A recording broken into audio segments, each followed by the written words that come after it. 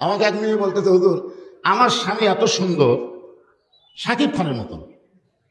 আমার স্বামীকে নিয়ে যখন রাস্তার যাই, রাস্তার মেয়েরা খেলে আমার স্বামীর দিকে তাকা থাকে। হুজুর এমন কোন দোয়া আছে যে দোয়া পড়ে স্বামীর বুকে থুঁ দিলে স্বামীর দিকে কোনো মেয়ে মানুষ তাকাবি না? আমি বললাম, মা এরকম দোয়া তো আমি খুঁজে পাইনি, তবে একটা আমল আছে, তুমি করতে পারবা? তুমি এটা আমাকে বলতে, হুজুর পারবো। বলেন কি আমল? আমি বললাম, তোমার স্বামীকে চাচা বানান লাগবে। যেই বলেছি চাচা, মেয়েটা, হুজুর আপনি একটা আলেম মানুষ, এটা একটা কথা বলেন, স্বামী কোনোদিন চাচা, চাচা কি কভার করছি, চাচা বানাও করছি রে পাখি। তুমি হাত পাও ধরে তোমার স্বামীকে একটু চাচা বানাও। হাত পাও ধরে স্বামী আস্তে আস্তে পাও তেলটা দিয়ে পায় একে খড়খড়া সমান করে দিচ্ছে। আর ময়না পাখি একটু দাঁড়িয়ে রাখো, একটু দাঁড়িয়ে রাখো। এখন দাঁড়িয়ে 4 আঙ্গুল আছে। ওই মেয়েটা আমাকে মোবাইল করে বলতে, হুজুর এমন আরাম হুজুর, আমার স্বামীকে রাস্তার যখন বাড়ি হয়ে একটা মেয়ে আমার স্বামীর দিকে তাকায় না। যদি কোনো মেয়ে তাকায়, আসসালামু আলাইকুম চাচা কেমন আছে, আমার সামনে আমার স্বামী তখন চাচা করে, তখন আমার কি আনন্দ লাগে।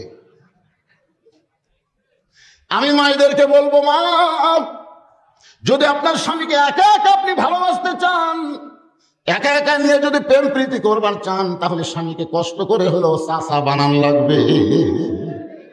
বিয়ের আগে যে ছেলেরা দাঁড়িয়ে রাখবে, বিয়ের আগে যে ছেলেরা 5 ওয়াক্ত নামাজ পড়বে, এই ছেলের চরিত্র ভালো হবে। ওমর ফারুক বললেন, মা এই মুহূর্তে তোমার 1 নম্বর অধিকার হলো ভালো একটা ছেলের সঙ্গে তোমার বিয়ে বসা, কিন্তু তোমার তো কোনো অভিভাবক নাই। আমি অভিভাবকের একটা ছেলের খবর দিচ্ছি, দেখো তো ছেলেটা তোমার পছন্দ হয় কিনা। মেয়েটা বলে, আমিরুল মুমিনিন তাহলে বলেন তো ভালো ছেলেকে।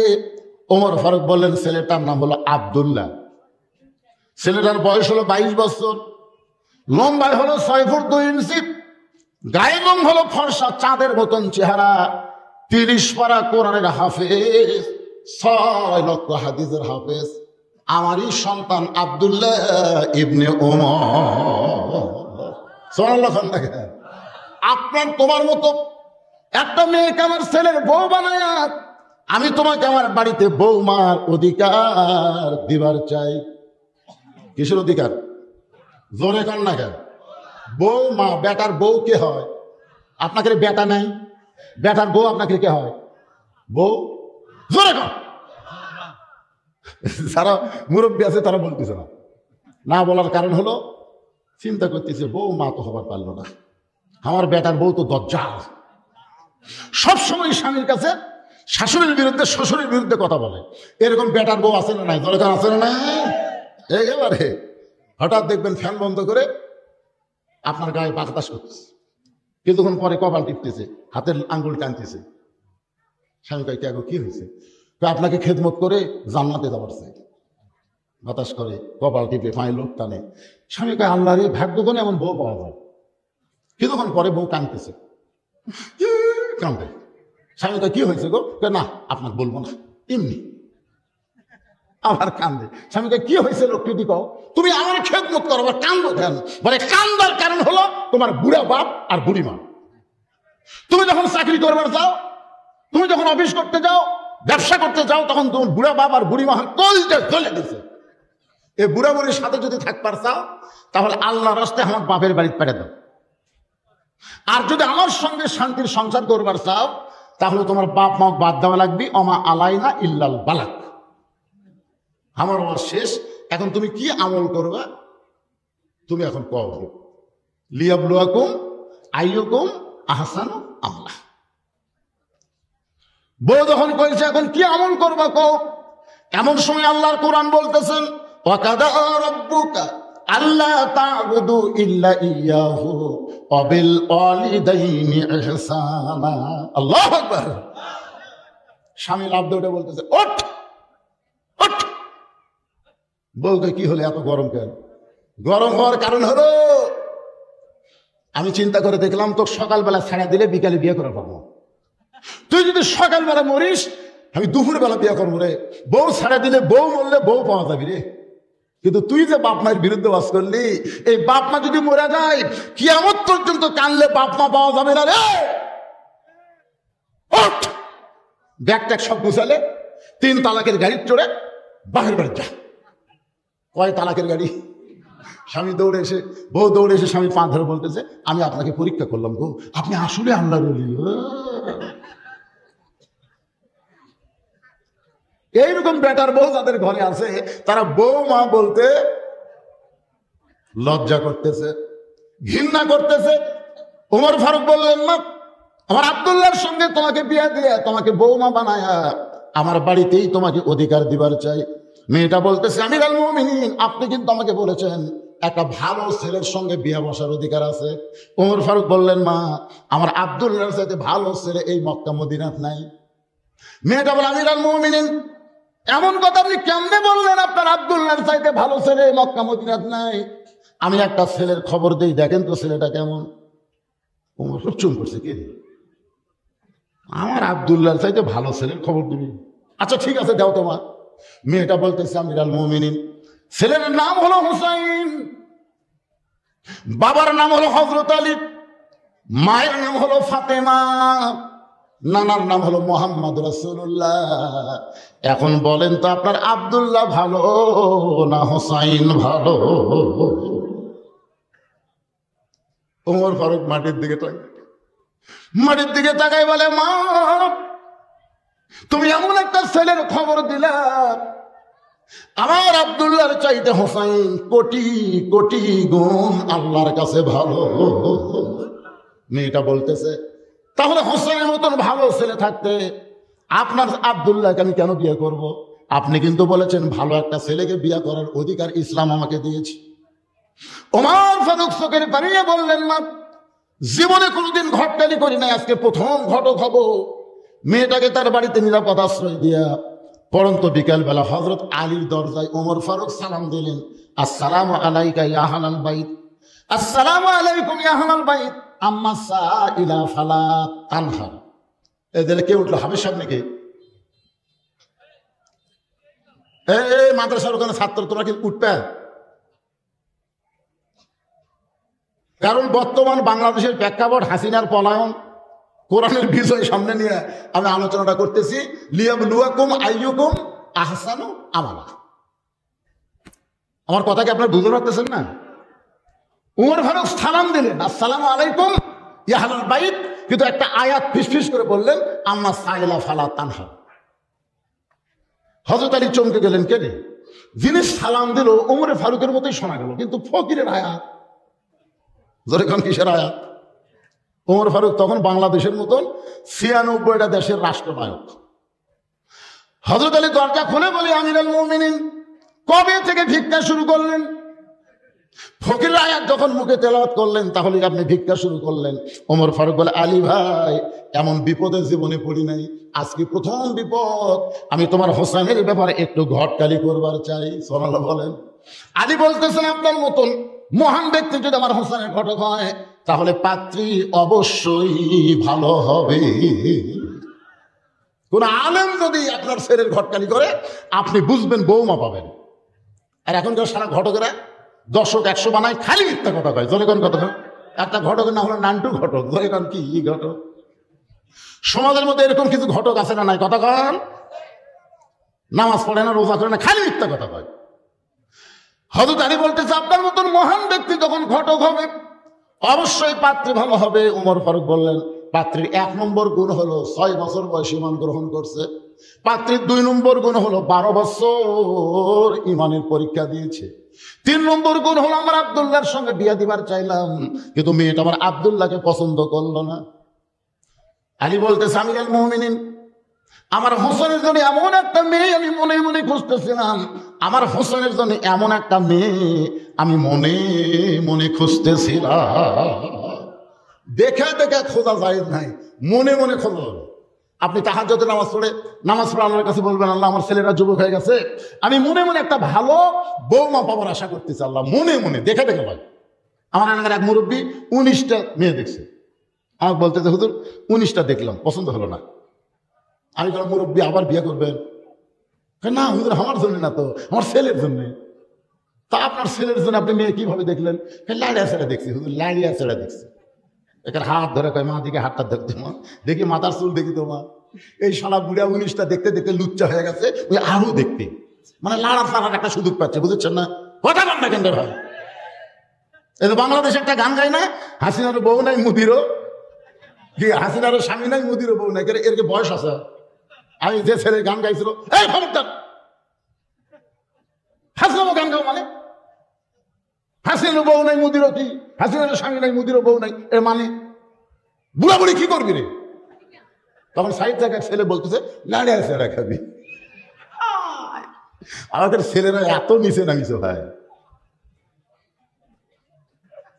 আপনার বলেন তো, ছেলের জন্য বাবা কোন মেয়ে দেখা যায় না, কারণ বিবাহের আগে ছেলের জন্য তা, বাপের জন্য তাই। হয়তো আলী বলতেছেন মনে মনে এমন একটা মেয়ে খুঁজতেছিলাম, উমর ফারুক বলে আলী রে, তাহলে আল্লাহ আমার ঘটকালি পছন্দ করেছে। এই বলে হযরত আলীকে বুকের মধ্যে নিয়ে দুই যখন মুসকি মুসকি হাসতেছে, এমন সময় হোসেন ঘরের ভিতর থেকে সালাম দেয়, বলে মুরব্বীরা আপনার দুইজন যেভাবে আনন্দ করতেছেন মনে হয় বিয়ে আপনারাই করবেন। উমর ফারুক বলে হোসেন মুখে যা আসে তা বলতে পারো না, আমিও তোমার মুরব্বী, তোমার বাবাও তোমার মুরব্বী, আমরা দুই মুরব্বী মিলে যদি কোনো সিদ্ধান্ত নেই তুমি কি মানবা না? হোসেন বলতেছে আপনার দুইজন মুরব্বী আমি জানি, কিন্তু আসল মুরব্বী হিসাবে একজনকে শুধু মানি, তিনি হলেন আমার নানা। বেশি মুরব্বী মানলে তাবলীগের মধ্যে যেমন গন্ডগোল, বেশি মুরব্বী মানলে পীরের মধ্যে গন্ডগোল, বেশি মুরব্বী মানলে গন্ডগোল হবে, কিন্তু একটা দলের মধ্যে এখন পর্যন্ত কোনো গন্ডগোল নাই, কারণ সেই দলের মুরব্বী হলো একটা, আর মুরব্বী হলেন মুহাম্মাদুর রাসূলুল্লাহ। কুল হে রাসূল আপনি বলেন ইন কুনতুম তুহিব্বুনাল্লাহ ফাত্তাবিউনি, আল্লাহর হুকুম নবীর তরিকা ছাড়া অন্য কোন মানুষের তরিকা মানা যাবে? বলেন যাবে? আপনি উমর আমার মুরব্বী, আমার বাবা আমার মুরব্বী আমি জানি, কিন্তু আসল মুরব্বী হিসাবে কেবলমাত্র আমার নানাকে মানি, নানা ছাড়া অন্য কাউকে পুরাপুরি মানা। একজন মানুষকে পুরাপুরি মানা যাবে, তিনি কে? মুহাম্মাদুর। কথা কন না কেন ভাইরে, কথা কন না কেন? নিঃসন্দেহে পুরাপুরি মানা যাবে একজনকে, মাতা কুমুর রাসূলু ফাখুযুহু ওয়া মা নাহাকুম আনহু ফান্তাহু। ওমর ফারুক বলে হোসেন তুমি কি বলবার চাও? হোসেন বলে তাহলে শোনেন, কয়েকদিন আগে আমি স্বপ্নে দেখলাম আমার নানা ঘরের মধ্যে আরাম করতেছে। আমি হোসেন দরজা দিয়ে বললাম নানু ভাই আমি একটু ঘরের মধ্যে ঢুকতে চাই। আমার নানা বলে হোসেন এখন আমার বিরক্ত করবি না, আমি জান্নাতে শুয়ে আছি। হোসেন চমকে উঠছে, ভাঙ্গা ঘরের ভিতর থেকে নানা কথা বলতেছে, আর নানা বলে জান্নাতে আরাম করতেছে। এই জান্নাতটা কেমন দেখায় লাগবে? ছোট্ট মানুষ জানলার ফাঁক দিয়ে তাকায় দেখে নবী তার বিবির উরাতের উপরে মাথা দিয়ে শুয়ে আছে, আর নানি হোসেনের নানি চুলের মধ্যে হাত দিয়ে বিলকি কাটতেছে। হোসেন বলে নানা নানির উরাতকে বালিশ বানিয়ে শুয়ে থাকলে কি জান্নাতে থাকা যায়? নবী বলে হোসেন রে তুই ছোট্ট মানুষ, তুই বুঝবি না ভাই, তোর নানির মতন বউ যদি কেউ ঘরে পায় ওই ঘরটা আল্লাহর জান্নাত হয়ে যায়। লিল্লাহি তাকবীর। তোর নানির মতন বউ যদি কেউ ঘরে পায় ওই ভাঙ্গা ঘরটাও আল্লাহর কি হয়ে যায়? জোরে বলেন। আমি সেই দিন থেকে সিদ্ধান্ত নিয়েছি বিয়ে যদি করাই লাগে নানার মতো বিয়ে করবো, আমার বড় ভাইয়ের মতন আমি কাইনবার পারবো না। মানে কিছুদিন হোসেন দেখতেছে হাসান রাদিয়াল্লাহ, হোসেনের সামনে যখন আসে তখন মুসকি মুসকি হাসে, একটু দূরে গেলেই দেখি কান্দে। হোসেনের সন্দেহ হলো কে রে, আমার বড় ভাই এরকম হঠাৎ হাসে হঠাৎ কান্দে, কারণ কি? কাছে যা ভাইয়ের হাত ধরে বলতেছে হাসান ভাই দুই ভাই একই সঙ্গে থাকছি গো, দুই ভাই একই সঙ্গে কত আনন্দ করছি, আজকে তুমি কান্দো আমি হাসি, কারণ কি? হাসান বলতেছে কাকু জান কোষ না, তোর ভাবি আমার কলজাত আগুন ধরে দিছে রে, তোর ভাবি মানুষটা ভালো নয় রে, আমার বাপ বোঝনি, এখন যদি আমার বাপ শোনে তাহলে কষ্ট পাবি, দরকার নেই, তোরে কইলাম তুই জান কারো কোষ না। হাসান দাদের বইয়ের নাম হলো জাইদা, ধরে বলেন নাম কি? জাইদা হলো কুটনি মাইয়া, ধরে কন কি মাইয়া, এ কথা কন না কেন কি মাইয়া, এর কথা ওর কাছে, ওর কথা এর কাছে। গোটা পাড়ার মধ্যে খন্ডকার লাগানোর জন্য একটা নারী যথেষ্ট, ধরে কন কথা ঠিক না? আমি সেই দিন সিদ্ধান্ত নিয়েছি আমার নানা যেমন বিয়ে করছে আমিও তেমন বিয়ে করব। বাবা দৌড়ে গিয়ে হাত ধরে বলে বাবা আপনি সত্যি করে বলেন তো আমার মা আপনার কেমন বউ? আপনি বলেন তো বাবা আমার মা আপনার কেমন বউ ছিল? বাবা আপনি যেমন আমার মাকে বিয়ে করে আপনার ভাঙ্গা ঘর জাঙ্গা করছেন, আমার নানা যেমন নানিকে বিয়ে করেছে ভাঙ্গা ঘর জান্নাত হয়ে গেছে, আমিও তেমন একটা বিয়ে করব। ওমর ফারুক বলে, হোসাইন আমি যে মেয়েটার ঘরটালি করতেছি বাবা, এই মেয়েটাকে বিয়ে করো, তোমার ঘরটা জান্নাত হয়ে যাবে। হোসাইন বলতেছে আপনার কথা মতো আমি বিয়ে করব না। ওমর ফারুক বলে, তাহলে তুমি কেমনি বিয়ে করবা? হোসেন বলে, আমির আল মুমিনিন আমি সেই মেয়েকে বিয়ে করব যে মেয়েটা আমার 3টা প্রশ্নের উত্তর দিবার পারবে। ধরে বলেন কয়টা? ওমর ফারুক বলে, হোসাইন কি 3টা প্রশ্ন করবা? হোসাইন বলতেছে, যাকে বিয়ে করব তার সামনে প্রশ্ন হবে, দুনিয়ার অন্য কারো কাছে প্রশ্ন আউট করব না। ওমর ফারুক বল, আলী রে তোমার হোসেন যে 3টা প্রশ্ন করবে এই সম্পর্কে তোমার জানা আছে? আলী বলতেছে, জীবনের প্রথম শুনলাম। ওমর ফারুক বলে, আমিও জানি না, তুমিও শোনো নাই, তাহলে আমার ঘটকালে আল্লাহ কবুল করলো না। কানতে কানতে ওমর ফারুক মেয়েটার কাছে গেছে। মেয়েটা বলতেছে, আমির আল মুমিনিন খবর কি? ওমর ফারুক বলে, মা আমার আব্দুল্লাহকে বিয়ে কর, তোর জীবন শান্তিময় হয়ে যাবে। মেয়েটা বলতেছে, তাহলে একটাবার বলেন হোসাইনের চাইতে ভালো। ওমর ফারুক বলে, যেটা ভালো না সেটা কেমনে বলবো? মেয়েটা বলে, আমির আল মুমিনিন একটা ভালো ছেলেকে বিয়ে করার অধিকার যদি থাকে তাহলে আমি হোসেনকে করবো বিয়া, দুনিয়ার অন্য কোনো যুবক বিয়ে করবো না। ওমর ফারুক বলে, মা হোসেন সেই মেয়েটাকে বিয়ে করবে যে মেয়েটা 3টা প্রশ্নের উত্তর দিবার পারবে, যেই প্রশ্ন আমি জীবনেও জানি না, তার বাবা শোনে নাই, তাহলে তুমি কেমনে দিবা? মেয়েটা বলে, আমির আল মুমিনিন হোসেন কি 3টা প্রশ্ন করবে আমি জানি না, তবে আমার ঈমান বলতেছে আমি না পারলেও আমার আল্লাহ পারাবে। লিল্লাহে তাকবীর। কে বলতেছে? না না না, খেয়াল করেন, মেয়েটা বলতেছে আমার ঈমান বলতেছে, আমার ঈমান বলতেছে হোসেন কি 3টা প্রশ্ন করবে আমি জানি না, তবে আমি না পারলেও আমার আল্লাহ পারবে। আমাদের ঈমানও বলতেছে আরামের বাংলাদেশ কোরআনের বাংলাদেশ হবে। জোরে কোন কথা ঠিক কিনা? বুকে হাত দেন, বুকে হাত দেন ভাই। আজহারী সাহেব খালি একটা কথা বলছে, বেশি বলেনি, তাহলে একটা কথা বলেছে, একদল খাইয়া গেছে আর একদল খাবি। খালি এই কথা বলার সাথে সাথে একটা দল এতই খেপা খেয়েছে, কে রে ঘরের মধ্যে, কে রে আমি কলা খাইনি, কে রে কলার কথাই তো ওঠেনি। জোরে কোন কথা ঠিক কিনা? খালি বলছে ঘরের মধ্যে কে, আমি কলা খাইনি। আরে পাগলা, কলার কথাই তো আসে। আপনাদের ঈমান কি বলতেছে? যে বাংলাদেশের যত জাতীয় নেতা আছে সমস্ত নেতা যদি এক মঞ্চে ভাষণ দেওয়ার নিয়তে একটা সমাবেশ করে, আর মিজানুর রহমান আজহারী যদি একাই কোনো মঞ্চে যায়, আপনারা বলেন তো কোন মঞ্চের সামনে লোক বেশি হবে?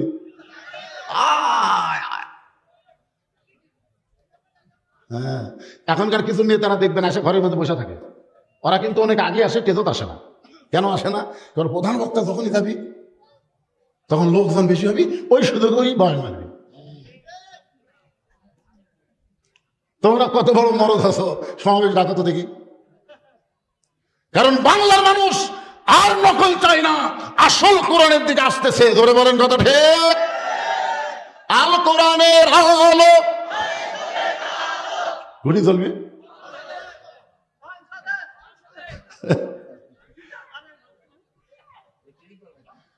আচ্ছা, সংসদের দরকার নেই, ঘরও তো দরকার নেই, একটা অ্যাঙ্গেলে মার দেবো, সেটা হলো আল কোরআনের আলো সব জায়গায় যাবো। আচ্ছা, সব জায়গার মধ্যে সংসদ আছে না নাই? হ্যাঁ, এটা দেন, আল কোরআনের আলো। যাই বলতেছেন আল্লাহ আল্লাহ, যারা স্লোগান দিচ্ছেন আল্লাহ ও আল্লাহ, আমি বলার আগেই 2 কান্দের ফেরেশতা আল্লাহ বলতেছে, আল্লাহ তোমার কোরআনের পক্ষে স্লোগান বক্তা দিবার গেলো, এরা যে দিল না, তা আমরা কি লাগবো? আপনার 2 কান্দের দূরে ফেরেশতা নাই? এই কথাটা আছে না নাই? আপনি যখন রাত্রে দরজা জানলা লাগিয়ে দিয়ে কম্বলের মধ্যে যখন অশ্লীল ভিডিও দেখেন, তখন 2 কান্দের ফেরেশতা কি কয়? এই যুবকেরা কি কয়? 2 কান্দের ফেরেশতা কয়, আল্লাহ এই শয়তানের কান্দ থাকবো না, যে কাম শুরু করতে ল্যাপের মধ্যে, আল্লাহ রে তোমার 2 কান্দে 2 মোহরি।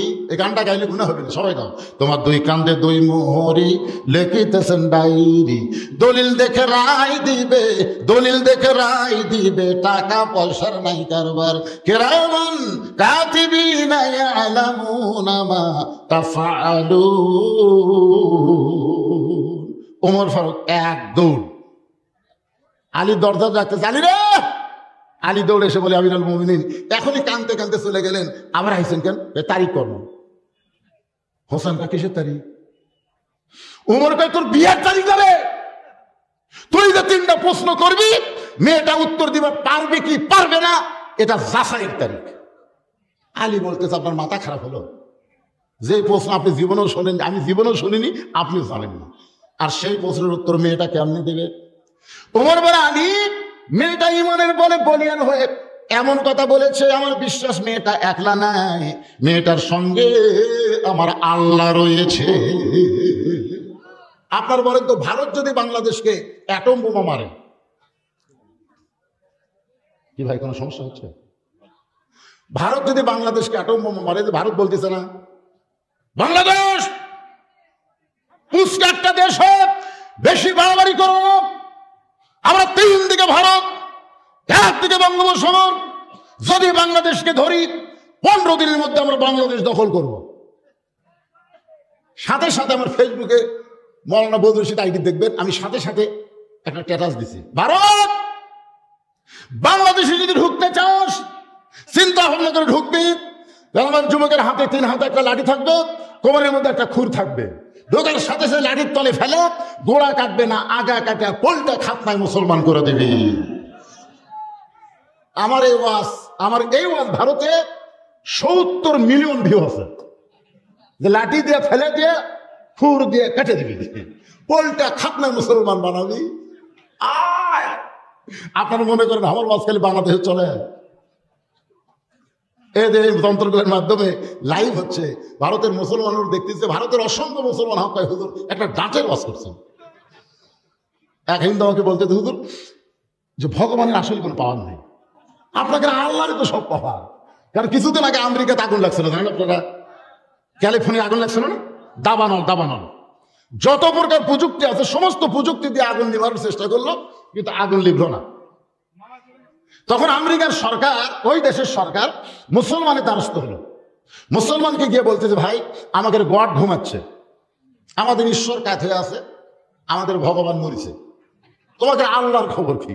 মানে এই আগুনের পাওয়ারে আমাদের গড নাই, ঈশ্বর নাই, ভগবান নাই, তোমাদের আল্লাহর পাওয়ার কি? তখন একজন মুসলমান বলে আমাদের আল্লাহর পাওয়ার কি দেখবার চাস? বলে দেখার জন্যই তো আইছি। তখন একজন মুয়াজ্জিন কানের মধ্যে আঙ্গুল দিয়ে আজান দেওয়া শুরু করলো।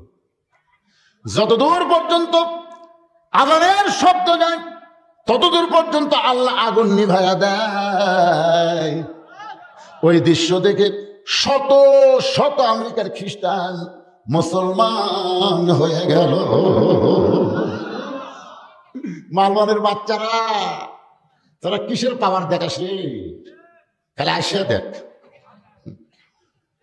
তোরকে মাল তোরকে ফেরত দিছি, এত লাপাস কে? যেটার জন্য বাংলাদেশ তোরকে দিয়া দিছে তোমার লেখা মেম্বার থেকে শুরু করে একটা এমপি পর্যন্ত বাংলাদেশে নাই, সব ভারত পলে গেছে। জোরে কথা বল না কেন ভাই? তত লেখা আবার আমাকে দেশের দিকে তাকাস কেন? তোরাই তো কয়েকদিন আগে বললি পেঁয়াজ বন্ধ করে দিলাম, চিনি বন্ধ করে দিলাম, আলু বন্ধ করে দিলাম, লবণ বন্ধ করে দিলাম। তো কি যেই দিন বন্ধ করছে সেই দিন আল্লাহ বলতেছেন ওমা মিন দাব্বাতিন ফিল আরদি ইল্লা আলাল্লাহি রিজকুহা। ওরা বন্ধ করার সাথে সাথে ওই জিনিসের দাম আমাদের বাংলাদেশে কমে গেছে। তোর এখন কথা ঠিক কিনা? আলু নিবু, হ্যাঁ, এক শিবগঞ্জের আলু দিয়ে তোরকে গোটা ভারত আমরা ডয়ে দেবো রে।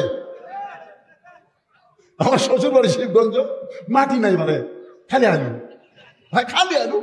আমার বাবা এত আলু জীবনে দেখিনি, মাকে টানদিলকে ঝরঝর আলু বাড়ি ভাই, মানে আলুর ফ্যাক্টরি হয়ে গেছে।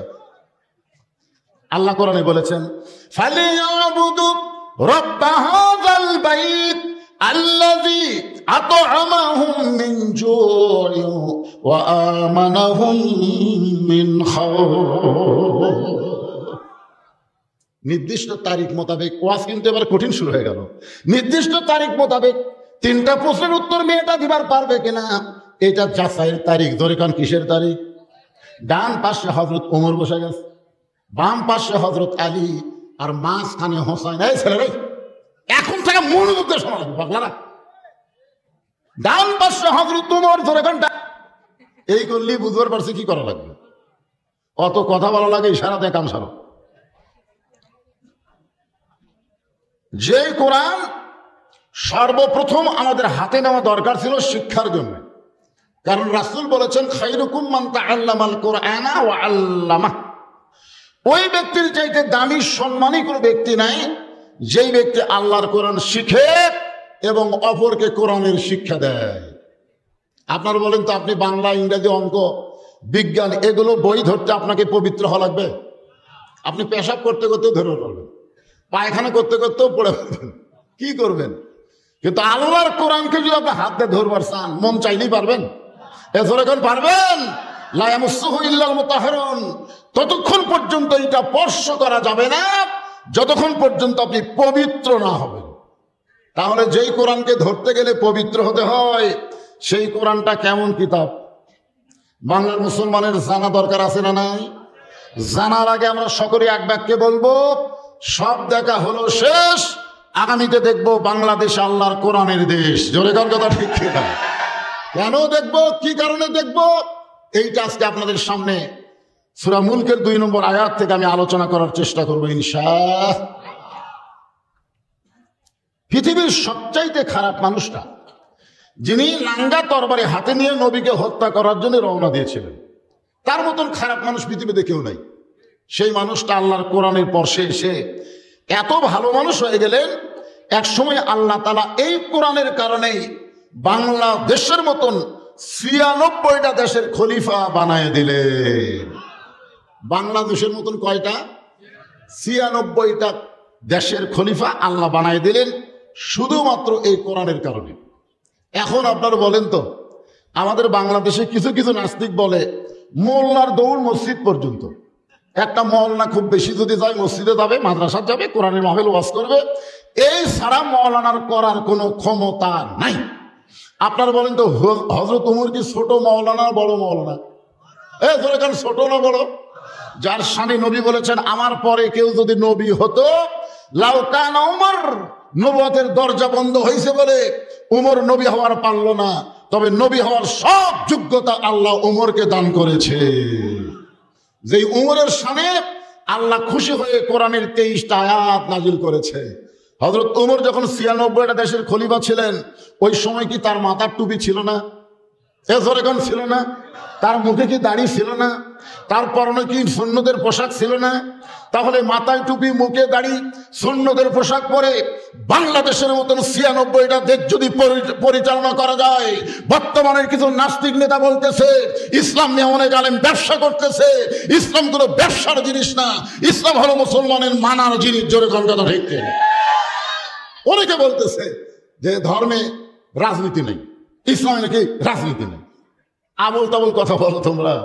আমাদের নবী হিজরত করে মদিনায় যাওয়ার পরে সর্বপ্রথম মদিনার রাষ্ট্রপতি তিনি হলেন। জোরে কোন কথা ঠিক কিনা? হ্যাঁ, নবীর জীবনে পড়ো মিয়া, নবীর জীবনে না পড়ে এরকম আবল তাবল কথা বলার সুযোগ কোন মুসলমানের নাই। যাই বলবে তারাই নাস্তিক। জোরে কোন কথা ঠিক কিনা? কত বড় কথা বলে যে রাজনীতির সাথে নাকি ইসলামের সম্পর্ক নেই। তোমার একটা নামের সাথে ইসলামের সম্পর্ক। যেই লোকটাই কথা কইছে তার নামের মধ্যে ইসলাম আছে। সামান্য একটা নামের মধ্যে যদি ইসলাম থাকে, আর এত বড় রাজনীতির সাথে ইসলামের সম্পর্ক আছে না নাই? মনোযোগ দিয়ে শুনবেন। আল্লাযী খালাকাল মাউতা ওয়াল হায়াতা লিয়াবলুয়াকুম আইয়ুকুম আহসানু আমালান ওয়া হুয়াল আজিজুল গফুর। মৃত্যু এবং হায়াতকে সৃষ্টি করেছেন কে? আরো ধরে বলেন। এটা কি এমনি এমনি বলতেছেন না সত্যি সত্যি? বাংলাদেশে 3টা রহমান ক্ষমতা থাকতে চলে গেছে। একটা হলো শেখ মুজিবুর রহমান, মরছে না মারছে? জোরে তো বলবেন, মরছে না মারছে? জিয়াউর রহমান মরছে না মারছে? জিল্লুর রহমান মারছে না মরছে? তাহলে খালাকাল মাউতা ওয়াল হায়াতা, মৃত্যু এবং হায়াতের স্রষ্টাকে। তাহলে শেখ মুজিবুর মানলো কে? তাহলে হাসিনা তাদেরকে ফাঁসি দিল, তারা কে? আজকে এটা আমাকে বোঝা লাগবে, বিশেষ করে যুবকদের জন্য আজকের ওয়াজ হচ্ছে বোনাস। এই যুবকের, এই মনোযোগ দিয়ে শোনো। শেখ মুজিবুরকে যদি আল্লাহ মারে, তাহলে হাসিনা যাদের এত বছরের পরে ফাঁসি দিল তারা কে? জিয়াউর রহমানকে মারছে, জিল্লুর রহমান মরছে। 2000 ছাত্র জনতা 24-এর আন্দোলনে জীবন দিল। ধরে কোন কথা ঠিক কিনা? 30,000-এর চাইতে বেশি পঙ্গু হলো। এই বাংলাদেশের মানুষকে আজকে মনে প্রাণে বিশ্বাস করে লাগবে, মারার মালিক যিনি, বাঁচানোর মালিক তিনি। তবে যে 2000 ছাত্র জনতাকে মারলো, এরা কেউ মরেনি, যার প্রমাণ আল্লাহর কোরআন। জিয়াউর রহমান মরেনি, মারিছে কিন্তু মরেনি, যার প্রমাণ হলো আবু সাইদ। আবু সাইদ আমার গ্রামে 3টা জন্ম নিয়েছে। কয়টা? 3টা ছেলে 5 আগস্টের পরে হচ্ছে।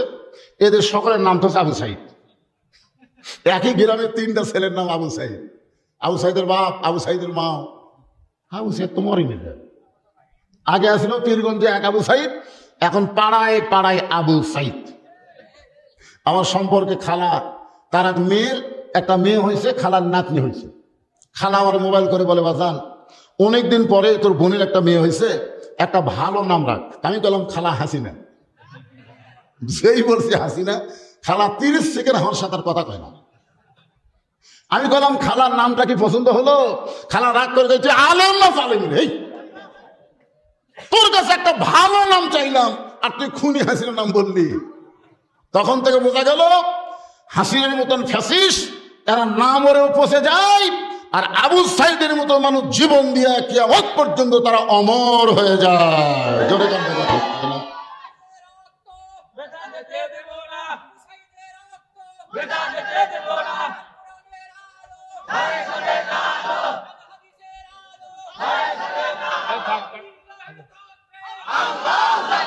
লিল্লাহে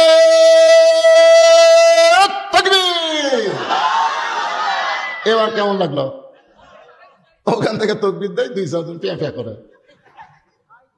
না। কোন কোরআনের মাহফিলে যখন তাকবীর দেয় তখন আপনারা যারা দিবেন না, শয়তান তখন দূর থেকে কয় ইতা আমার লোক রে, ইতা আমার লোক। মানে যাই তাকবীর দিবে তাই শয়তানের শত্রু, আর যাই দিবে না তাই শয়তানের বন্ধু। কারণ শয়তান সবচাইতে তাকবীরকে বেশি ভয় করে। দোলেখান কথা ঠিক কিনা?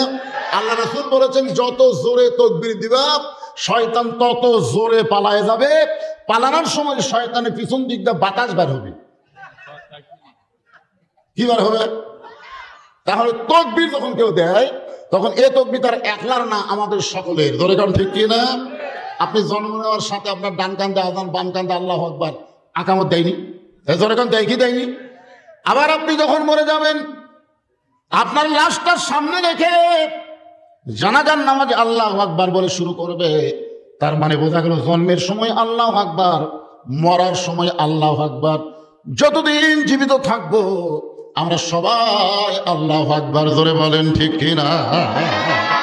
এখন আসেন, লিয়াবলুয়াকুম, তোমাদেরকে পরীক্ষা করা হবে।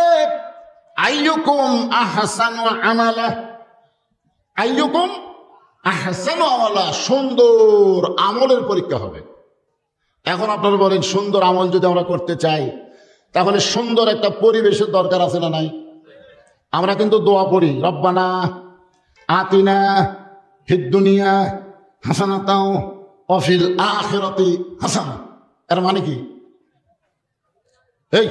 এই যে দোয়া করেন রব্বানা আতিনা ফিদ দুনিয়া হাসানা, তারপরে কি? ওয়া ফিল আখিরাতি হাসানা। এই দোয়ার মাধ্যমে আমরা বলে দিচ্ছি, দুনিয়া যদি সুন্দর না হয় তার আখিরাত কোনোদিন সুন্দর হবে না। আগে আখিরাতকে সুন্দর পাইতে গেলে আমাদের বাংলাদেশকে সুন্দর করতে হবে। জোরে গান কথা ঠিক কিনা? এই বাংলাদেশকে সুন্দর করতে গেলে কি মানুষের আইন দিয়ে করবেন? আল্লাহর কোরআনের আইনটা কেমন একটু বোঝানোর জন্য আপনাদের বলতেছি, মনোযোগ দিয়ে শুনবেন। অর্ধ পৃথিবীর খলিফা হযরত ওমর আল্লাহর কোরআনকে নিজের চোখে দেখার জন্য এই কোরআনটা কেমন। আজকে কোরআনের মাদ্রাসার জন্য দ্বিতীয় বক্তা আপনাদের কাছে ভিক্ষা চাইল। ভিক্ষা, 1 মণ ধান দেন, 10,000 টাকা দেন। এই মিয়া বলার একটা বদনাম হয়ে গেল। আমি একটা মিয়া, বুঝলেন? হায় হায়, কি একটা বদনাম রে। আল্লাহ রাসূল বলেন, ওসমান আল্লাহ তোমাকে কত সম্পদ দিছে, ওসমান গনি বললেন, ইয়া রাসূলুল্লাহ, আল্লাহ আমাকে কত সম্পদ দিয়েছে তার হিসাব আমি সঠিকভাবে দিবার পারবো না, তবে একটা হিসাব আমার কাছে আছে। বলে, কি হিসাব? বলে, আল্লাহ আমাকে যত সম্পদ দিছে এই সম্পদ রক্ষণাবেক্ষণ করার জন্য যে গুদামে রাখা হয়েছে, ওই গুদামে তালা দিয়া চাবি টানতে একটা তেজস্বী উট হিমশিম খায়। কি টানতে? চাবি বোঝেন না? তালা দেওয়ার পরে যে দিলেন তার নাম কি? ওই চাবি টানতে একটা উট হিমশিম খায়। তাহলে চিন্তা করেন কত সম্পদ আল্লাহ দিছে। আল্লাহ বলে, ওসমান, আল্লাহ তোমাকে এত সম্পদ দিছে, সেই সম্পদ যদি ফেরত চায়, দিছে কে? সে আল্লাহ যদি ফেরত চায় তুমি কি করবা? সঙ্গে সঙ্গে ওসমান গনি এক দৌড় দিলেন। সাহাবীরা বলতেছে, সম্পদ ফেরত চাওয়ার কথা শুনে ওসমান গনি দৌড় মারলো। কিছুক্ষণ পরে দেখে আল্লাহ রাসূল যে উটটা চাবি বহন করে, ওই উটের দড়ি ধরে এনে নবীর হাতে দিয়ে বললেন যে শুধু গুদাম না, গুদামের সম্পদ না, গুদামের তালা না, গুদামের চাবি না, চাবি বহন করা উটটাও আমি আল্লাহকে দিয়ে দিলাম। রাসূল বলে, ওসমান তুমি সবই দিয়ে দিলে? ওসমান বলে, সাহিবা মাত্র ওর বাহককে দিতে বাধ্য থাকিব, যে আমাকে দিছে তাকে দিতে আমি কেন অপারগতা প্রকাশ করব? রাসূল বললেন, তাহলে তোমার জন্য তুমি কি রাখলা? বলে, আমার জন্য আল্লাহ রাসূল থাকলেই যথেষ্ট। খালি সুবহানাল্লাহ করে হবি না তো? কি হারে চালু করে 50,000 টাকা চালো ঘরে মধ্যে। আমি শুনতেছি যে এই মিয়াপাড়ার সব চাকরি বাকরি করে বিদেশে বাইরে থাকে, তাদের কাছে 50,000 টাকা কোনো ব্যাপার। এই ভাই ওটা নাই, আমি দান চাচ্ছি না, ওয়াজ কর্ম। দেখছেন দেখছেন, এই যাই উঠবে জুতা কেড়ে নেবেন, কারণ মাথার উপর দিয়ে জুতা নিয়ে যাওয়ার কোনো পাওয়ার নাই। জোরে কোন কথা ঠিক না? কথা কোন? পায়ের স্যান্ডেল মাথার উপর উঠবে কেন? কেউ যদি উঠবার চায় আপনারা বলবেন, বন্ধু যদি যাবার চাও পায়ের স্যান্ডেলে রাইখা যাও রে। একটা গান আপনারা শোনেন না আগে? বন্ধু যদি যাবার চাও ঘাড়ের গামছা রাইখা যাও রে। মানে তোমার গামছা দেখে দেখে তোমার কথা আমার মনে হবে। কেউ যদি যাবার চাই পায়ের স্যান্ডেল থুবেন, স্যান্ডেল ঠিক আছে, দেখবেন আর যাবেন। চিন্তা করে দেখেন, সমস্ত সম্পদের মালিককে, অথচ আপনারা মনে করলেন সম্পদ হলো আমার। এ দেখতেছেন না হুজুর, এটা আমার। এই সাইডে যা দেখতেছেন আমার ভাইয়ের, পিছনে যা দেখতেছেন আমার চাচা। তো সবই যদি তোমাকে হয় আল্লাহর, তখন মসজিদের কাছে গিয়ে বলতেছে, হুজুর আমাদের মিয়াপাড়াত আল্লাহর কিছুই ছিল না, আমার চাচা 10 শতক আল্লাহ দান করছে, আমরা টাকা পয়সা দিয়ে আল্লাহ ঘর বানিয়ে দিছি। ফেরেশতাকে, আল্লাহ এই দেশের নাম কি? যে এই দেশে তোমার কিছু নাই, আর চাচা দান করলে তোমার জায়গা হয়, আর এরা টাকা দিয়ে তোমার ঘর বানিয়ে দেয়, এই দেশের নাম কি? আল্লাহ বলে, ওই দেশের নামই বাংলাদেশে। ওই বাংলাদেশে আমি আল্লাহর চাইতে গরিব কেউ নাই। আজকে একদম বাকদম ঘোলাডম ঢাকঢং শিখাই, এই মিথ্যা শিক্ষা দিয়ে মাস গেলে 50,000 টাকা বেতন পায়। জোরে কোন কথা ঠিক না? আর আল্লাহর কোরআনের শিক্ষার জন্য ভিক্ষা করা লাগে রে, ভিক্ষা করা। আজকে প্রাইমারি 1 তলা ভাঙ্গা 2 তলা হলো, হাই স্কুল 4 তলা হলো, আর মাদ্রাসার 2 তলা প্লাস্টার করা লাগবে। আপনাদের সিমেন্ট চাইলে দেব না, দেব না। আল্লাহ কয়, এই কিরফোনের যা, তোর টাকা আমার দরকার নাই, তুই পকেটে করে টাকা নিয়ে বাড়ি যা, ওই টাকা তোর এমনি নামবি। জোরে কোন কথা ঠিক না? শীত হয়ে পড়বো, কাঠ হয়ে পড়বো, 1000 টাকা খরচ করবো, তখন তোর টাকা বার করতে আর কোনো কষ্ট হবে না। গোসলখানা যা, তোর বউ স্লিপ খেয়ে পড়বি, মাথা ভাঙ্গা যাবি, বন্ধু হাসপাতালে যাবো, 1.5 লাখ টাকা খরচ করবো, তখন টাকা বাড়াবি রে, তখন টাকা বাড়াবি রে। এই হুজুর আবার কি হলো? এই হুজুর খবর কি? এখানে হাফেজি মানুষের ছাত্র কয়েকজন আছে? হাত তোলো তো। হাফেজি মানুষের ছাত্র, তোমরা সব ওঠো, ওঠো, তোমার কোনো ফার্সি না সারা, ওঠো, একটা থাকা লাগবে না। এরা কোরআন শরীফ পড়তে পড়তে আঙ্গুল দেখায়। হুজুর মনে করছে কি পেশাব লাগছে, বাইরে এসে ঘুরতেছে। আমি গরম কেন বাইরে ঘুরিস খায়, পড়তে পড়তে বিরক্ত লাগে তাই বেড়াচ্ছি। এরা ওয়াজ শুনবার পারবে না, তো কিছুক্ষণ পর পর একটু বিরক্ত লাগবে। ওয়াজ শুনবা, শুনবা কথা কম লাগে, শুনবা, ওটা চলবি না। যদি এরকম 1 লোক দেখার লাগবি, 2 লোক দেখার লাগবি, 3 লোক দেখার লাগবি, তাহলে ছুটি হবে। হযরত ওমর আল্লাহর কোরআনকে নিজের চোখে দেখার জন্য ছদ্মবেশে মদিনার অলি গলি ঘুরতেছে। আজকে আপনাদেরকে আমি কোরআন শোনাবো না, এইটা কেমন কোরআন বাস্তবে আপনাদের দেখাবার চাই।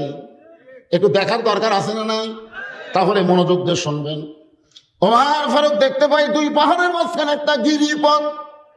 ওই গিরিপথের ভিতরে একটা সুন্দরী মেয়ে ধীর গতিতে হেঁটে হেঁটে চলতেছে। মেয়েটার সামনেও কোনো মানুষ নাই, পিছনেও কোনো মানুষ নাই। মেয়েটা ধীর গতিতে হেঁটে হেঁটে সামনের দিকে আসতেছে। ওমর ফারুক লক্ষ্য করে দেখে মেয়েটার সামনেও কোনো মানুষ নাই, পিছনেও কোনো মানুষ নাই। মেয়েটা হলো অতীব সুন্দরী। আপনারা সুবহানাল্লাহ বলেন না? আপনারা মনে করতেছেন পরিমণির মতো। মেয়েটা দেখতে কালো হলেও ক্ষতি নাই, খাটো হলেও ক্ষতি নাই। মেয়েটার শরীরে আল্লাহর আইন পর্দা যখন থাকবে, ওই মেয়েটা ইসলামের সবচাইতে সুন্দরী হবে। ধরে কোন কথা ঠিক কিনা? এই জন্য আমার সঙ্গে যুবকেরা সবাই বলবা, পর্দানিশী নারী যারা বিশ্ব সুন্দরী তারা। কি বলবা? আমি যেই বলবো পর্দানিশী নারী যারা, তোমরা বলবা বিশ্ব সুন্দরী তারা। পর্দানিশী নারী যারা। আর যেই বলবো বেপর্দা নারী যারা, তোমরা বলবা ব্রয়লার মুরগি তারা। বলতে পারবো না? দেখবেন দেশি মুরগি আপনাকে দেখা মাত্রই দৌড় মারবে, আপনি তাকায় থাকেন, আঁচড়া পাঁচড়া সব খৌড়ে দিয়ে ঢাকা। ঠিক কিনা বলেন? আচ্ছা, দেশি মুরগির শরীর দেখা যায়? আপনাকে গ্রামের দেশি মুরগি নাই, ও আপনাকে দেখলেই কাছে থাকে না, দৌড় দেয়, মারে দৌড়। আপনি তাকায় থাকাও লাভ নেই, কারণ আঁচড়া পাঁচড়া সব খৌড়ে দিয়ে ঢাকা। আর ব্রয়লার মুরগি দেখবেন আপনাকে দেখে দৌড় দিবে না, বরং আপনার চারিধার তাওয়াফ করবি, খালি ঘুরবি খালি ঘুরবি। আপনি তাকায় দেখেন আঁচড়া পাঁচড়া সব বার করা। এই জন্য সকলে বলবেন, আমি যে বলবো বেপর্দা নারী যারা, আপনার বলবেন শিলা কলা তারা। বলতে পারবেন না? বেপর্দা নারী যারা, বেপর্দা নারী যারা ব্রয়লার মুরগি তারা। ওমর ফারুক মেয়েটার আপাদ মস্তক দেখতেছে। অকরনা ফি বুয়ুতিকুন্না ওয়ালা তাবাররুজনা তাবাররুজাল জাহিলিয়াতিল উলা। ওমর ফারুক ছদ্মবেশ ধারণ করে মেয়েটার নিকটে গিয়ে বললেন, মা, এই নির্জন পথে তুমি একা একা চলতেছো, তোমার সামনেও কোনো মানুষ নাই, পিছনেও কোনো মানুষ নাই, তোমার অন্তরে কি কোনো ভয় ডর লাগতেছে না? মেয়েটা বলে, পথিক, তুমি কি হযরত ওমরকে চেনো? সুবহানাল্লাহ হবেন না? মেয়েটা হযরত ওমরকে বলতেছে, পথিক, তুমি কি হযরত ওমরকে চেনো? ওমর যেদিন থেকে আল্লাহর কোরআন দিয়ে রাষ্ট্র চলায়, সেদিন থেকে পৃথিবীর এক প্রান্ত থেকে আর এক প্রান্ত পর্যন্ত একটা মেয়ে মানুষ যাবে, তার কলিজায় আল্লাহ ছাড়া অন্য কারো ভয় থাকবে না। তাহলে আল্লাহর ভয় যদি আমাদের কলিজার মধ্যে রাখতে চাই, মানুষের আইন দেওয়া সম্ভব না, মানুষের সংবিধান দেওয়া সম্ভব না, এটা কেবলমাত্র সম্ভব আল্লাহর কোরআন দিয়া। আপনারা বগুড়ার বড় মসজিদে কোনোদিন জোহর নামাজ পড়ছেন? মনে করেন বগুড়ার বড় মসজিদে আপনি সামনে কাতারে জোহর নামাজ পড়বেন, কিন্তু আপনার পাওয়াত আছে 2000 টাকার জুতে।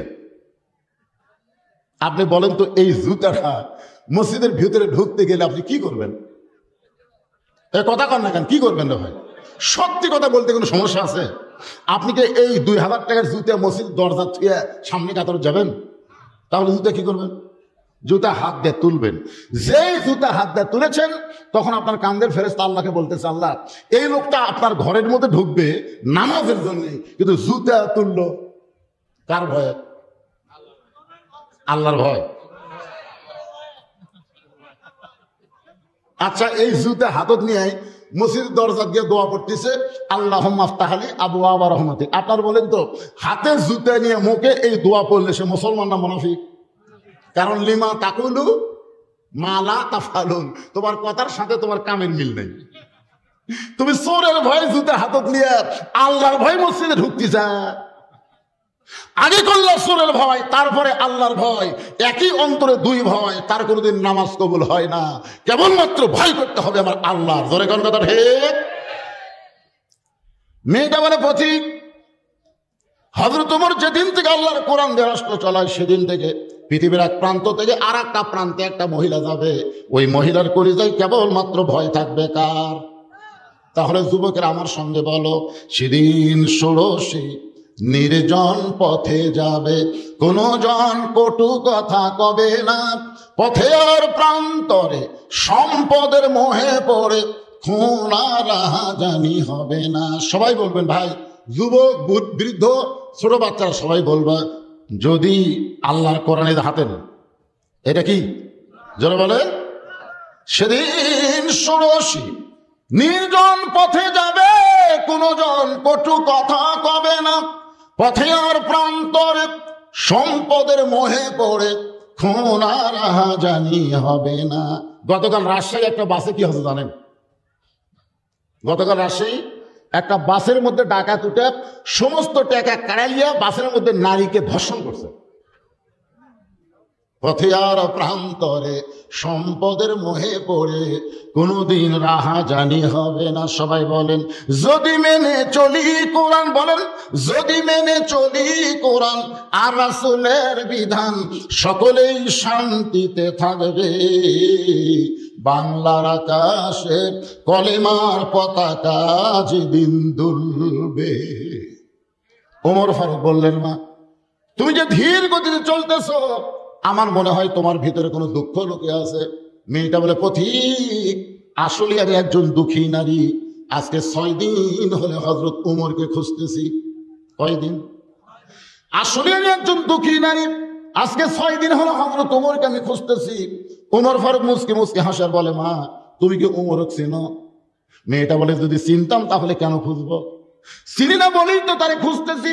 ওমর ফারুক বলে, মা ওমর হলো অর্ধ পৃথিবীর খলিফা, ওমরকে যদি পাওয়ার চাও তাহলে গণভবনে যাও, বঙ্গভবনে যাও, সংসদ ভবনে যাও, এইরকম গুরুত্বপূর্ণ এলাকায় গিয়ে উমরকে পাবে।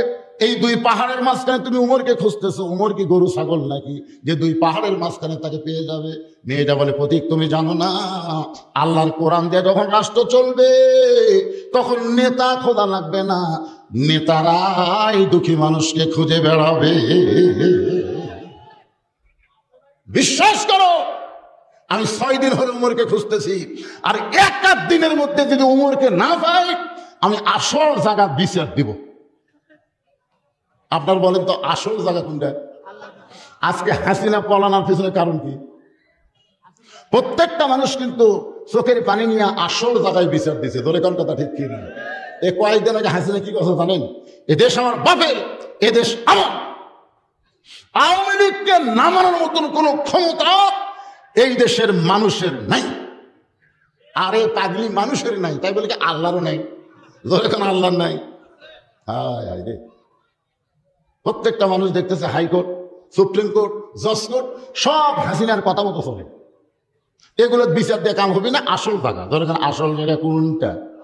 আরো জোরে চোখের পানি নিয়ে আসল জায়গায় যখন বিচার দিল, 12 তরকারির ভাত পাক করা, সেই ভাতটাও খাওয়া হলো না।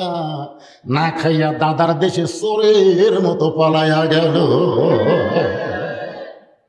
হাসিনা যখন পলাচ্ছিল, আপনার ওই ভিডিও দেখছেন? আমি দেখছি ভাই। শেখ রেহানা মাটির দিকে তাকে হাঁটতেছে, মাটির দিকে, আর শেখ হাসিনা খেলে। ওই সময় হাসিনা একটা গুনগুন করে গান গাচ্ছিল।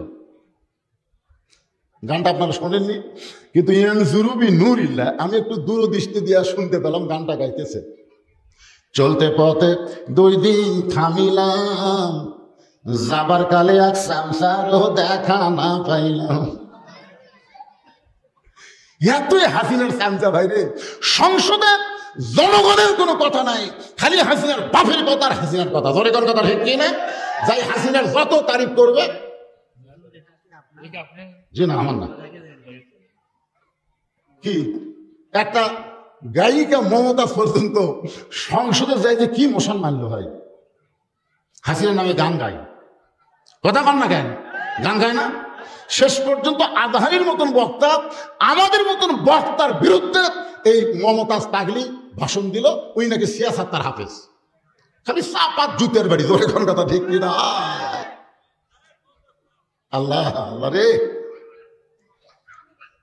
মেয়েটা বলতেছে, পথিক 6 দিন হলে আমি উমরকে খুঁজতেছি, আর 1 দিন যদি খুঁজে না পাই তাহলে আসল জায়গায় বিচার দিব। ওমর ফারুক চোখের পানি বের করে হাঁটু গেড়ে বসে মেয়েটার সামনে বসে বলতেছে, মা তুমি যেই উমরকে খুঁজতেছ আমি হইলাম সেই ওমর। মেয়েটা বলতেছে, আমিরুল মুমিনিন, আমার বিজয় হয়ে গেছে, আমার ইমানের বিজয় হয়েছে। আমি মনে করেছিলাম 7 দিনের মধ্যেই হযরত উমরকে আমি পেয়ে যাব, একদিন আগেই পেয়ে গেছি।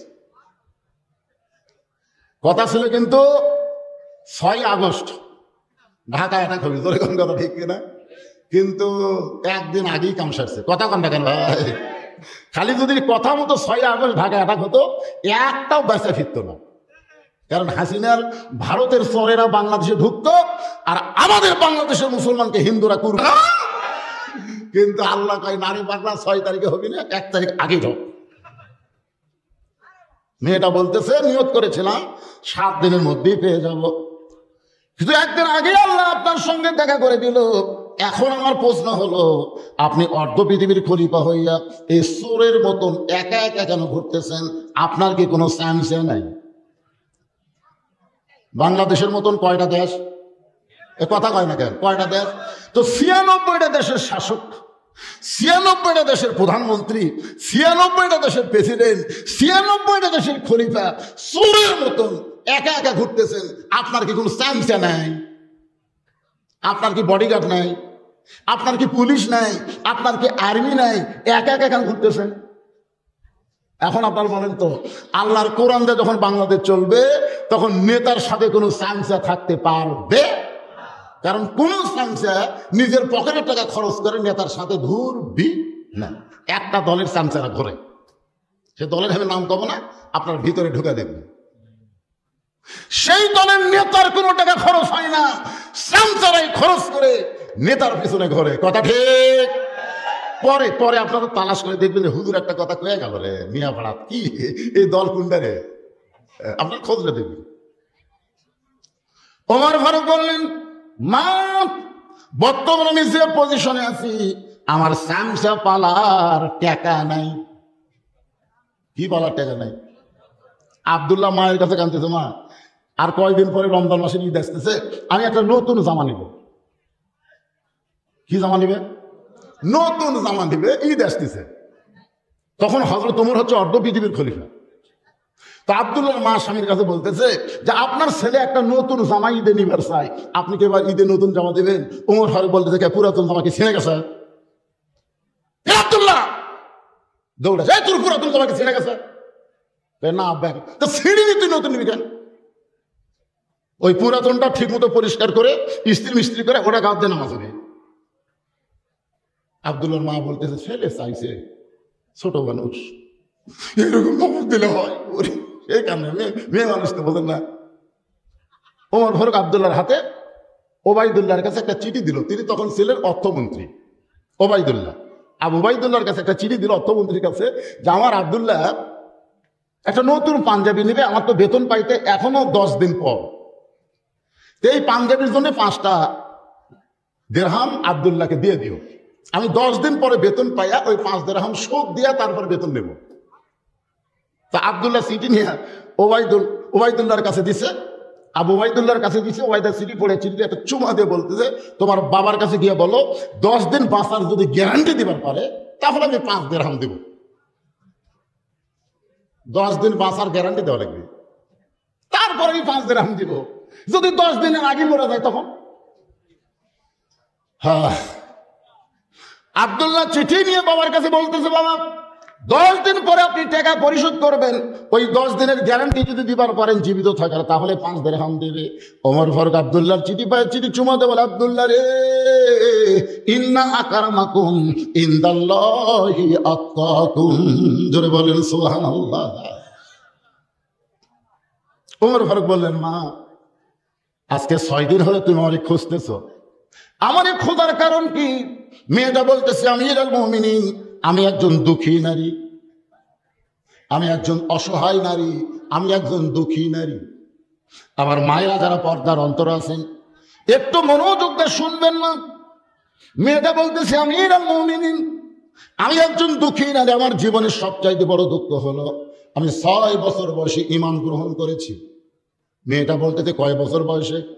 6 বছর বয়সে ঈমান গ্রহণ করেছি।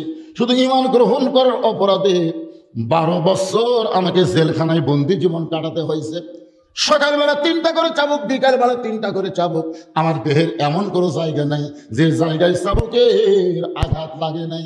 আপনার বলেন তো, তারেক জিয়াকে যে জেলখানায় বন্দি করছিল কোনো অন্যায় করার কারণে? শোনা তো লোক জোরে বলেন, অন্যায়ের কারণে?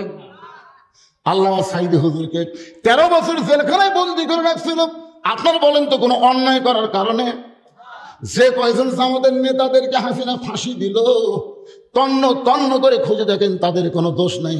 বিনা অপরাধে বাংলাদেশের জাতির শ্রেষ্ঠ সন্তানকে ফাঁসি দেওয়া হলো। জোরে কোন কথা ঠিক কিনা? একটা নেতার ফাঁসির খবর আপনাদের বলতেছি, তার নাম হলো মীর কাসেম আলী। জোরে কোন নাম কি? মীর কাসেম আলী উকিল বলতেছে, স্যার আজকে রাত 12টায় আপনার ফাঁসি হবে। তো মীর কাসেম আলী বলতেছে, ভাই এখন কয়টা বাজে? বলে এখন বাজে রাত 9:30। তো মীর কাসেম আলী মুসকি মুসকি হাসে আর বলে, এখনো ফাঁসি হতে 2.5 ঘন্টা সময় লাগবে, এতক্ষণ বসে থাকি কি হবে? আমি 2 ঘন্টা ঘুম পারি। উকিল চুপ করছে। উকিল মানুষ নাকি? 2.5 ঘন্টা পর তার ফাঁসি হবে, সে বলে 2 ঘন্টা ঘুম পাড়বে।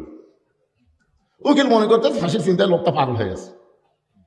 উকিল যখন বের হয়ে যায়, 2 ঘন্টা পরে রাত যখন 11:30 বাজে, এমন সময় ফাঁসির কন্ডেম সেলে ঢুইকা দেখে মীর কাসেম আলী নাক ডাকা ঘুম পাড়তেছে। আপনার বলেন তো, এই ঘুম কি সাধারণ ঘুম? মাত্র আর 30 মিনিট পরে লোকটার ফাঁসি হবে, আর সেই লোকটাই ভাবে ঘুম পাড়ে। এই মানুষ কারে? পায়ের গোড়া আঙ্গুলে ঝাঁকি দিচ্ছে, লাভ দুটো বলতেছে, কে রে ভাই ফাঁসির সময় কি হয়ে গেছে? না স্যার, এখন 8 ঘন্টা আছে। মীর কাসেম আলী ওযু করে 2 রাকাত নামাজ পড়ে সূরা মুলুক মুজাম্মিল তেলাওয়াত করে ফাঁসির কন্ডম সেলের মধ্যে যেই পাঞ্জাবিটা সবচাইতে সুন্দর, ওই পাঞ্জাবিটা পরে চিরুনি দিয়ে চুল হাসড়ায় বলতেছে, দেখো তো উকিল আমাকে কেমন লাগতেছে। উকিল কান্দে, আর 2-4 মিনিট পর লোকটার ফাঁসি হবে। আর সেই লোকটা সুন্দর পাঞ্জাবি পরে মাথার চিরুনিতে চুল হাসড়ায় বলে, উকিল কেমন লাগতেছে? উকিল বলে, স্যার আপনার ফাঁসি হবে। মীর কাসেম আলী কান্দে আর বলে, উকিল রে আমার ফাঁসি হবে আর তুমি কাঁদতেছো? তুমি জানো না উকিল, আমি 2 ঘন্টার মধ্যে ঘুমের ভিতরে আল্লাহ পাক আমারে দেখাইছে ফাঁসির মাধ্যমে 8টা জান্নাতের দরজা আমাকে বরণ করে নিবে। উকিল রে, অন্যায় ভাবে যাদের ফাঁসি দেওয়া হয়, অন্যায় ভাবে যাদের হত্যা করা হয়, তারা মরে না রে, তারা মরে না। আল্লাহ কোরআনে বলেছেন, ওয়ালা তাকুলু লিমান ইউকতালু ফি সাবিলিল্লাহি আমওয়াতুন বাল আহইয়াউ ওয়ালাকিন লা তাশউরুন।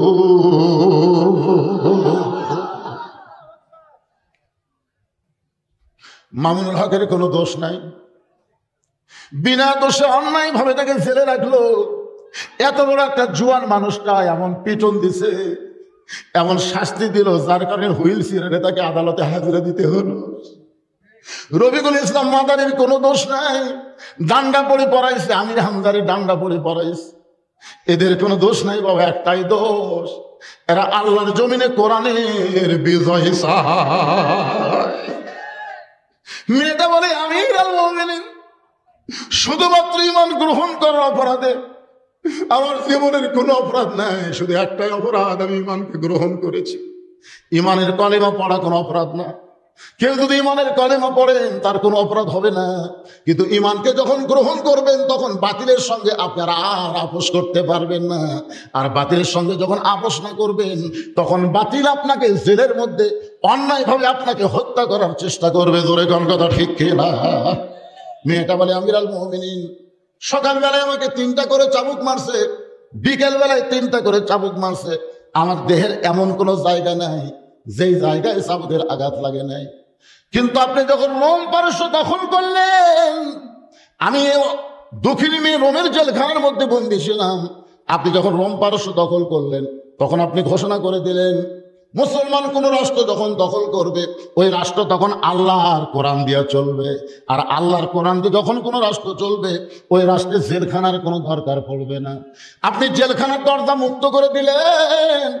আমার দাদা খ্রিস্টান, আমার বাবা খ্রিস্টান, যেই দেশে আমি জন্ম নিয়েছি রোমের সবাই খ্রিস্টান, আমি একজন মুমিনা নারী খ্রিস্টানদের বাড়িতে কেমনে যাই? এই 18 বছর যৌবনা বয়স নিয়ে আজকে 6 দিন হলো আপনাকে খুঁজতেছি। যদি আপনাকে পাই, আপনার কাছে দুঃখিনী মেয়েটা একটু আশ্রয় চাই। ওমর ফারুক ছোট বাচ্চার মতন কাঁদতেছে, ছোট বাচ্চার মতন কান্দার বলে, মা, ওমর ফারুক তোমাকে আশ্রয় দিবার পারবে না। তুমি যে ঈমান গ্রহণ করেছো, ইসলাম তোমাকে অধিকার দিয়ে দিবে। আপনার বলেন তো, ইসলামে নারীদের অধিকার আছে না নাই? জোরে আছে না নাই? কিছু কিছু নেতা নারীদের কাছে গিয়ে বলতেছে, নারীরা তোমরা যদি কোরআনের দলকে ভোট দাও, তাহলে তোমাদের বাড়ির দরজা থেকে খিল মেরে দিবি, তালা মেরে দিবি, তোমাদেরকে এমন ভাবে ঘরের মধ্যে বন্দি করবি, তোমরা জেলখানার মধ্যে থাকবে, তোমরা কিন্তু বাড়াবার পারবে না, খবরদার। আমি মায়েদের বলতেছি, মা, শিয়াল শিয়াল মুরগির স্বাধীনতা চায়। কি জন্য চাই? আপনারা কন্ত ভাই, শিয়াল মুরগির স্বাধীনতা, মুরগি যেন ইচ্ছা মতো বার হবার পারে, এটা শিয়াল কেন চায়? আমার কথা বুঝতে পারতেছেন না? মানে শিয়াল মুরগির স্বাধীনতা চাচ্ছে, ইচ্ছা মতো খাবি রে। আমি বলতেছি, মা, এরকম কথা যারা বলবে তারা হলো শিয়াল। আপনারা ব্যাপারটা থাকবেন, ওরা আপনাদের কাছে কিছু খাবার চায়। জোরে কর কথা ঠিক। আমি মায়েদের বলতেছি, মা, পর্দার অন্তরাল থেকে যারা শুনতেছেন মনোযোগ দিয়ে শোনেন। ওমর ফারুক বললেন, রে মেয়ে, এখন তোমার বয়স কত? মেয়েটা বলতেছে, 6 বছর বয়সে ঈমান গ্রহণ করেছি, আর 12 বছর জেলখানায় বন্দি জীবন কাটাইছি। সর্বসাকল্যে আমার বয়স হলো কত? সবাই বলেন কত? ওমর ফারুক বললেন, 18 বছর যৌবনা নারীর জন্য ইসলাম বহু অধিকার দিছে। তার মধ্যে 1 নম্বর অধিকার হলো ভালো একটা ছেলের সাথে বিবাহ বসা। আপনারা বলেন তো, সোনাতলা লোকেরা ভালো ছেলে বলতে আপনারা কাদেরকে বুঝতেছেন? ভালো ছেলে সরকারি চাকরি? হ্যাঁ, ভালো ছেলে বলতে আমরা তাদেরকে বুঝবো যারা 1 টাকার ডিমান্ড নেবে না, মহরমের সমস্ত টাকা নগদ দিবে। জোরে কোন কথা ঠিক? 1 টাকা। বাম পাশে হযরত আলী, মাঝখানে হোসাইন, সামনে একটা চাদর দেওয়া হয়েছে, চাদরের ওই পারে 18 বছরের যৌবনা মেয়েটা বসে গেছে। এখন বাংলার যুবকদের কাছে জানতে চায়, সামনে চাদর দেওয়ার কারণ কি? মুরব্বীরা বলতেছেন না কেন? সামনে চাদর দেওয়ার কারণ কি? আরো জোরে। বেগম মমতাজ কি করছিল? হাসিনার সামনে মমতাজ একটা গান গাছিল, আপনি শুনছেন? ওরে শরীয়তের মৌলানা, 14টা করলা কানা, মনের পর্দা বড় পর্দা, তোমরা খুঁজা পাইলা না, তেতুল হুজুর বুঝলো না। আল্লাহর ওলি আহমদ শফিকে এই শালা 2 টাকার মমতাজ তেতুল হুজুর কাছে কলজার মধ্যে আগুন ধরে। ধরে কোন কথা ঠিক কিনা? আহমদ শফি রহমতুল্লাহ আলাইহিকে তোমরা চিনো, যে লক্ষ লক্ষ আলেমদের ওস্তাদ। জোরে কোন কথা ঠিক কিনা? এত বড় একজন আল্লাহর ওলিকে এই 2 টাকার গায়িকা শালা তোর বাড়ি কুটি দেয় মুন্সিগঞ্জ, ওর বাড়ি থেকে ওয়াজ করে যাচ্ছি, মমতাজের বাড়ি। এটা হলো মানিকগঞ্জের ঘিওর এলাকায়। একটু মনোযোগ দিয়ে শুনবেন, আমি মমতাজের বাড়ির কাছে ওয়াজ করে আইছি। ওরে মমতাজ, তুমি বুঝলা না, মনের খাওয়া বড় খাওয়া। তুমি কইলা মনের পর্দা বড় পর্দা, ওই কথা মনের পর্দা বড় পর্দা, আমি কইছি ওরে মমতাজ তুমি বুঝলা না, মনের খাওয়া বড় খাওয়া। তুমি কোনোদিন কইলা না, মনের খাওয়া খাওয়া হইলে হাতির মতন শরীর তোমার হইতো না। ওরে মমতাজ বুঝলা না, ওই কোনোদিন কইছে যে মনের খাওয়া বড় খাওয়া কথা। তো মনের পর্দা বড় পর্দা কেমনে হবে? পর্দা হলো আল্লাহর আইন। ধরে বলেন, পর্দা কার আইন? আপনার বলেন তো, ওমর ফারুকের মন ভালো না খারাপ? হোসেনের মন ভালো না খারাপ? হযরত আলীর মন ভালো না খারাপ? 3 জনের মন ভালো হওয়ার পরে সামনে পর্দাতে বুঝাই দিল, পর্দা হলো আল্লাহর আইন। এবার ওমর ফারুক বলে, হোসাইন এখন তুমি প্রশ্ন শুরু করো। এবার হোসাইন দাঁড়িয়ে 3টা প্রশ্ন করবে। ধরে কোন কয়টা? মেয়েটা উত্তর দিবার পারবে কি পারবে না আজকের মাহফিলে আমি আপনাদের শোনাবো। যদি আরো 8 ঘন্টা লাগে সমস্যা আছে? কারা কারা শুনবেন? আল্লাহকে একটু হাত দেখান, আল্লাহ হাত দেখান, আল্লাহ আল্লাহ হাতগুলো দেখো। আল্লাহ আপনারা তুলছেন? যাক, এরাও তুলো, 2 হাত তোলো, মোবাইল রাইট। লিল্লাহি তাকবীর। হাত পাবেন। আপনারা কিন্তু হাত তুলেছেন, এখন যদি আপনারা না শুনে ওঠেন তাহলে লিমা তাকুলু মালা তাফালু, মানে আপনার কথার সাথে কামের মিল হলো না। আল্লাহ বলে কথার সাথে কামের মিল নাই, এরা হলো মুনাফিক। তা আমরা কি মুনাফিক হব? দরকার হলে এমন ভাবে ড্যাবিয়া বসবো, না শোনা পর্যন্ত বক্তার তেজ থেকে নাম্বার দেবো না, তোর কোনো কথা ঠিক না, এই সাইজ হবো সবাই। আমার কলজা ভরে গেছে ভাই। আরে একটা লোকের লড়াচড়া নাই, দুই একটা উঠতেছে, আবার এদিকে এসে বসতেছে, ওটি উঠতেছে, এটি বসতেছে। মানে আমার দিক কালো মানুষ তো ভালো দেখা যাচ্ছে না, তাহলে কাছে কাছে আসার চেষ্টা করতেছে। আলহামদুলিল্লাহ। এই তিনটা প্রশ্ন হোসেন করবে, মেয়েটা উত্তর দিবার পারবে কি পারবে না, বিয়ের সাথে কিভাবে দেওয়া যায়, এই সব গল্প শোনাবো। তার আগে এই নবীর এতিম মাদ্রাসায় 100 বস্তা সিমেন্ট লাগবে, মাত্র 100 বস্তা সিমেন্ট। এখন একজনই দিবেন না 10 জন দিবেন না 100 জন দিবেন, সেটা আপনাকে ব্যাপার। আপনি খালি হাত দেখাবেন, যারা সিমেন্ট দিবেন তারা হাত দেখাবেন, আঙ্গুল দেখাবেন, 2টা দিবেন না 3টা দিবেন না 5টা দিবেন না 1টা দিবেন। না দেরি করেন, সাইজ করতেছি, 100 বস্তা নেওয়া লাগবে তো। এই কাগজ কলমে ভিতরে যাও বাবা, ভিতরে যাও।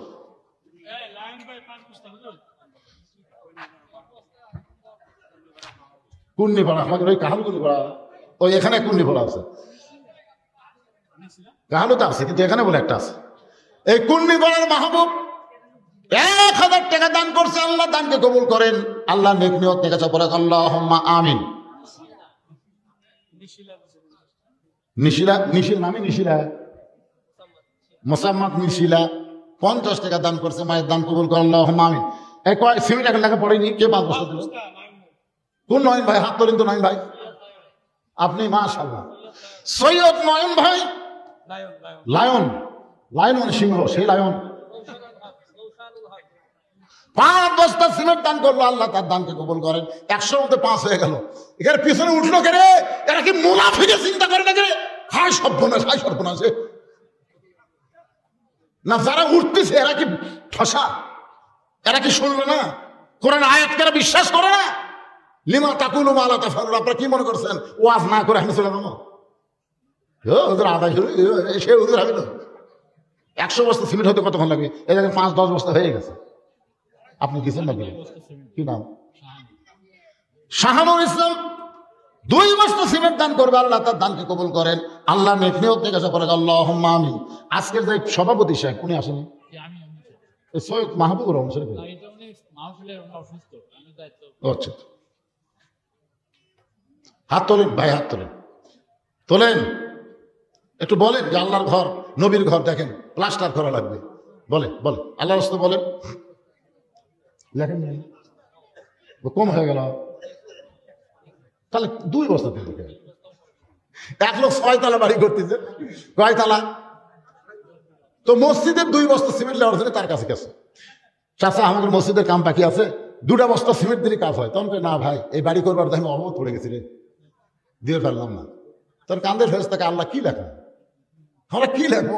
নিজের বাড়ি করবার যা তোমার ঘরে 2টা বস্তা সিমেন্ট দেওয়ার পারে না, ই আর কি লেখবো? আল্লাহ কয় লেখ, শয়তানের বড় ভাই। হ্যাঁ, মোহাম্মদ নুরুল ইসলাম বরিয়াহাট থেকে 5 বস্তা সিমেন্ট করছে দান, আল্লাহ দানকে কবুল কর আল্লাহুম্মা আমিন। সৈয়দ শুভ মিয়া দাউদপুর থেকে 2000 টাকা দান করছে, আল্লাহ দানকে কবুল করেন। আল্লাহ নেক নিয়ত থেকে আল্লাহুম্মা আমিন। বন্ধু ডেকোটার বাবার জন্য দোয়া চাই, আল্লাহ 500 টাকা দান করেছে, আল্লাহ বাবার কবরকে জান্নাতের টুকরা বানায় দেন, জোরে বলে আমিন। সবাই বলে আল্লাহুম্মা আমিন। এ মাদ্রাসার বাচ্চারা, তোমরা এখন ওই ব্যাগলা ভিতরে যাও তো, যাও 10 টাকা 20 টাকা 50 টাকা 100 টাকা আদায় তাড়াতাড়ি কমপ্লিট করে আবার আমার ওয়াজ করা লাগবে। জি, লিল্লাহি তাকবীর। সৈয়দ রবিউল মিয়া 5 বস্তা সিমেন্ট দান করবে, আল্লাহ তার দানকে কবুল করেন। আল্লাহ নেক নিয়ত নিয়ে কাছে পড়ে আল্লাহুম্মা আমিন। বিএনপির সাংগঠনিক নাম কি ওনার? আঙ্গুর মোল্লা 1 বস্তা সিমেন্ট দান করবে, আঙ্গুর মোল্লার দানকে আল্লাহ আপনি কবুল করেন। কে রে এতগুলা লোক লাগে, কে সবই না উঠলো এরা রে? আচ্ছা ঠিক আছে, 10টা হলে 10 জন 20 জন 20 জন তোমরা যাও, যাও সবাই দেন, বাবা দেন, জীবনের শেষ দান মনে করে দান করেন। নাম কি বাপদানের নাম কি? মোহাম্মদ তারামিয়া। নগদে 1 বস্তা সিমেন্টের টাকা করছে দান 550 টাকা, আল্লাহ দানকে কবুল করেন। আল্লাহ নেক নিয়ত নিয়ে গেছে আল্লাহুম্মা আমিন। মুরব্বি কি দিল? কি দিলেন? সৈয়দ বিলাল হোসেন 500 টাকা দান করেছে আল্লাহ নবীর ঘরের জন্য। আল্লাহ দানকে কবুল করেন, আল্লাহ নেক নিয়ত নেক আশা রাখেন, আল্লাহুম্মা আমিন। জি। ডাক্তার বাবলু ডাক্তার নামে 5 বছর আমার বাবা, আর ইকবাল ডাক্তার আমি আমার নামে 5 বছর। লিল্লাহি তাকবীর। বাপ বেটা দুটাই doctor, Bablu doctor, Iqbal doctor, বাপ বেটা মিলে 10 বস্তা সিমেন্ট দান করেছে। আল্লাহ দানকে কবুল করেন, আল্লাহ নেক নিয়ত নেক আশা রাখেন, আল্লাহুম্মা আমিন। ইকবাল হেমিও হল আল্লাহর একজন বান্দা 200 টাকা দান করছে। এই যে চাদর নিয়ে গেছে, দেন সবাই দেন বাবা, 10 20 50 100 যেটা পারেন। লিল্লাহি তাকবীর। মোহাম্মদ লুৎফুর রহমান মিন্টু 10 বস্তা সিমেন্ট, জোরে বলেন মারহাবা। মৃত বাবা মার জন্য দোয়া চাই, আল্লাহ বাপ মার কবরকে জান্নাতের টুকরা বানায় দেন, জোরে বলে আমিন। আপনাদের মধ্যে এরকম কেউ নাই? এরা কি সব বাহিরের লোক আছে নাকি রে? এই দাউদপুর মিয়া পাড়ার কারা কারা আছেন হাত তোলেন তো। আপনাদের মধ্যে দাউদপুর মিয়া পাড়ার কারা হাত তোলেন? এরা কি আসলে কথা আমার শুনবার পাচ্ছে না? আচ্ছা, দাউদপুর মিয়া পাড়ার বাহিরে যারা, তারা হাত তোলেন তো। মাথায় নষ্ট করে। বাংলাদেশে এরকম কোন মাহফিল আমি দেখিনি যে নিজের গ্রামের লোকই নাই, একটাও নাই রে।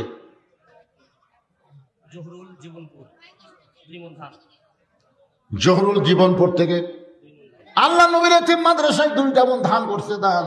আল্লাহ জহুরুল দানকে কবুল করে, আমাদের মধ্যে বরকত দেন, জোরে বলি আমিন। ওসমান গনি কি করছে? চাহিদা মাত্র আর বাহককে দিতে বাধ্য থাকিব, সমস্ত সম্পদের মালিককে। আরো জোরে বলেন, আল্লাহ আপনাকে দিছে, আর সেখান থেকে আপনি 1 বস্তা করে বাহিরের লোক হন আর সেখানকার লোক হন।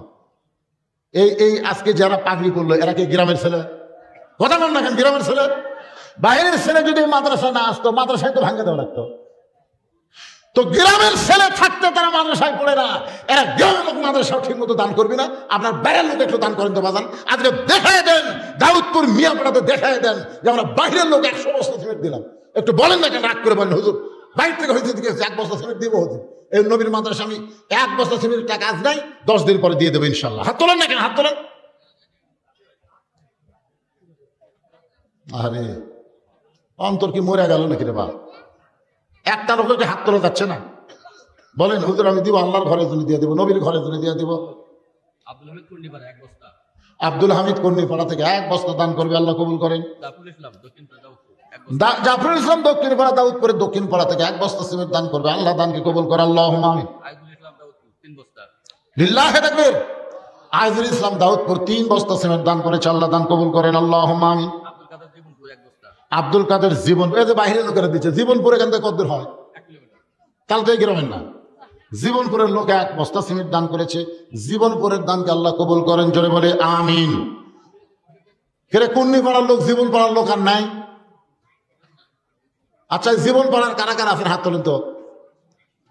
কে ভাই দেওয়া যাবি না? সোনার সান দিছেন, দিবেন কি কয়টা?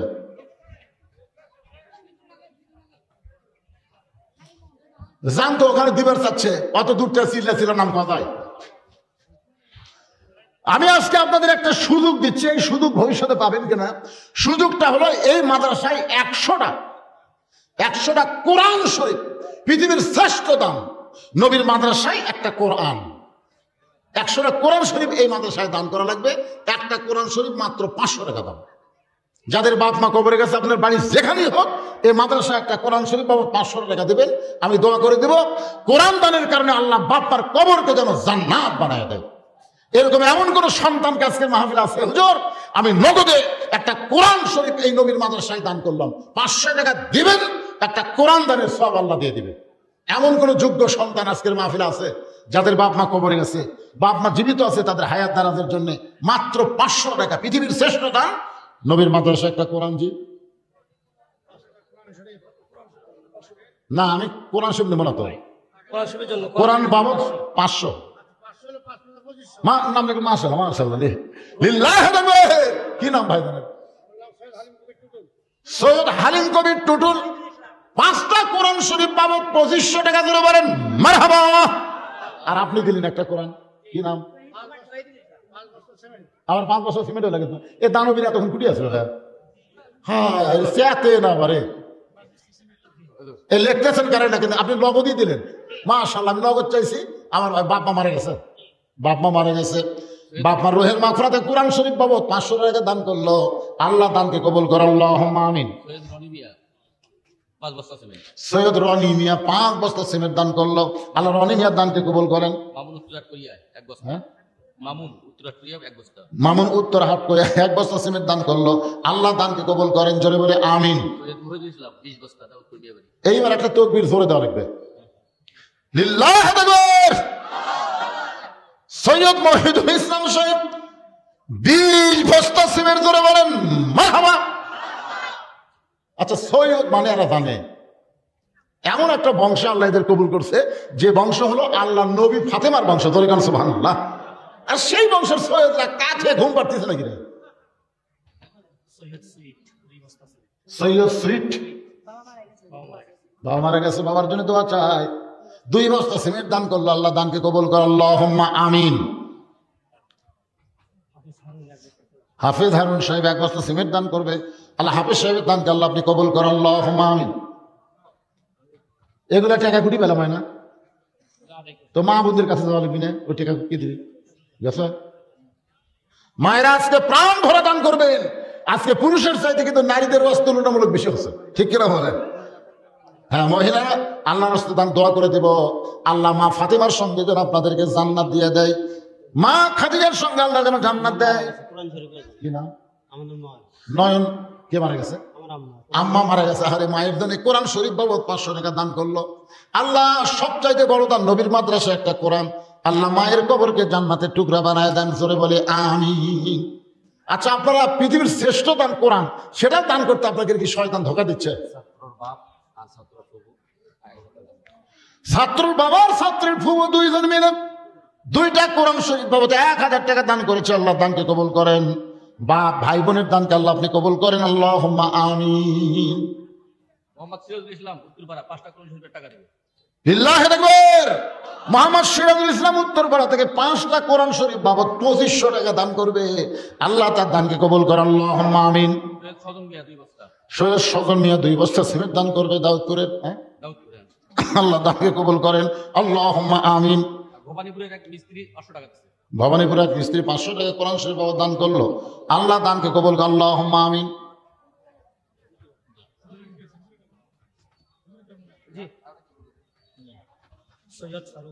সৈয়দ ফারুক কি দিছে মাশাআল্লাহ সিমেন্ট হয়ে যাবে ইনশাআল্লাহ একজন 20 একজন 10 আর 5 বস্তা করে 3-4টা পাওয়া গেল এটা কি সৈয়দকে সৈয়দ ফারুক 5 বস্তা সিমেন্ট দান করবে আল্লাহ সৈয়দ ফারুকের দানকে আল্লাহ আপনি কবুল করেন আল্লাহুম্মা আমিন মোহাম্মদ রফিকুল ইসলাম কি দিল 500 টাকা কোরআন শরীফ বাবদ দান করছে আল্লাহ দানকে কবুল করেন মোসাম্মদ জাহানার আমার মা একটা কোরআন শরীফ আপনি 500 টাকা লিখে খালি কোরআন দান লাগেন হ্যাঁ টাকা দেওয়া হবে না কোরআন বাবদ 500 করে টাকা সৈয়দ হাসিব 2 বস্তা সিমেন্ট দান করবে আল্লাহ বাবার জন্য দান করেছে আল্লাহ বাবার কবরকে জান্নাতের টুকরা বানায় দেন সৈয়দ আফেল মাহমুদ 1 বস্তা সিমেন্ট দান করবে আফেল মাহমুদের দানকে আল্লাহ আপনি কবুল করেন আল্লাহ নেক নিয়ত নেক আশা করে আল্লাহুম্মা আমিন এই টাকাগুলো এগুলো নেন সবগুলো একই নেন আপনারা কি আগে টাকা আদায় করছেন হাফেজ সাহেব এই গ্রাম থেকে কি আগে টাকা আদায় করছেন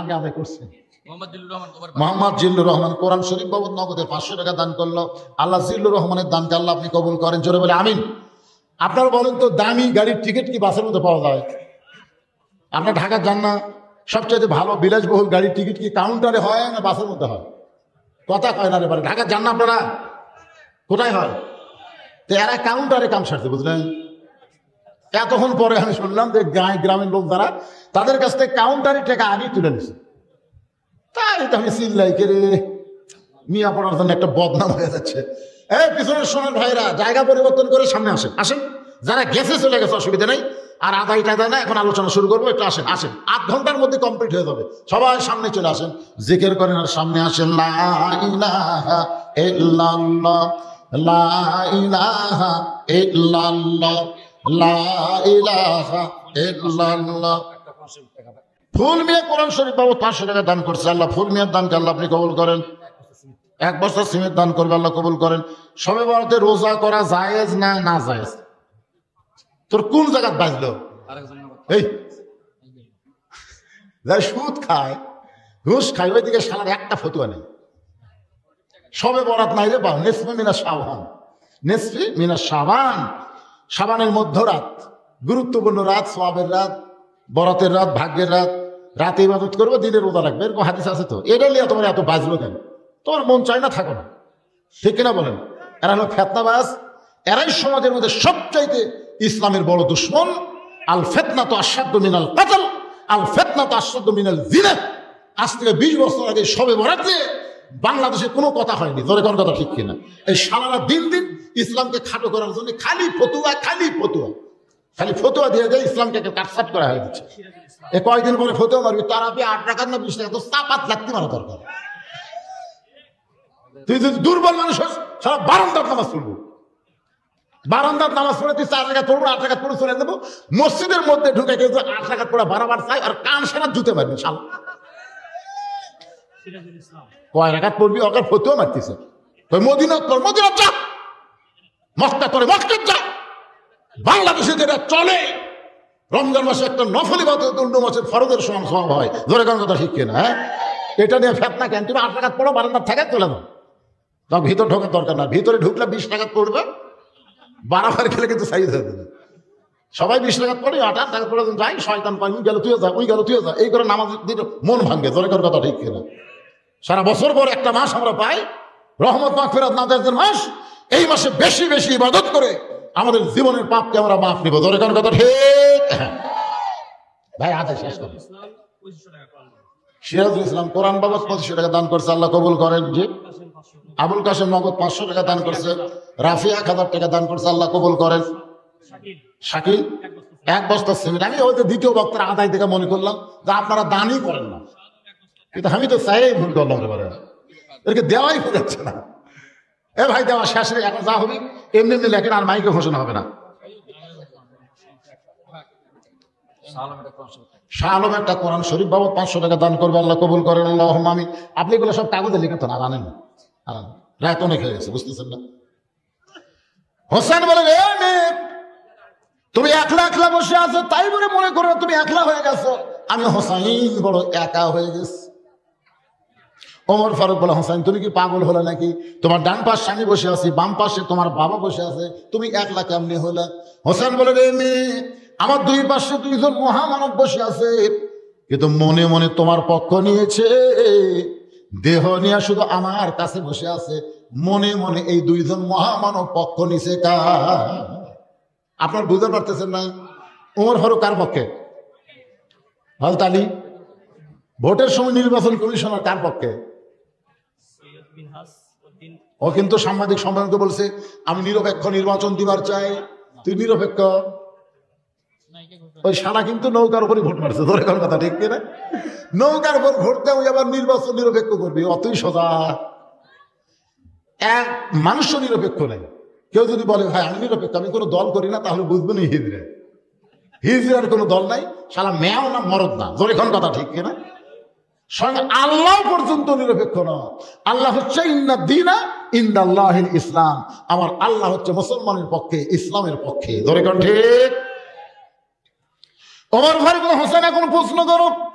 এবার হোসেন প্রশ্ন করে, রে মেয়ে, 1 নম্বর প্রশ্ন হলো, আমার মাকে তুমি জানো? আমি কোন মায়ের সন্তান তুমি কি বলতে পারবা? সঙ্গে সঙ্গে মেয়েটা পর্দার ওভার থেকে বলা, হোসাইন আপনার মাকে আমি চিনি। প্রশ্ন করেছে, আমার মাকে তুমি জানো? আর মেয়েটা বলতেছে আমি চিনি।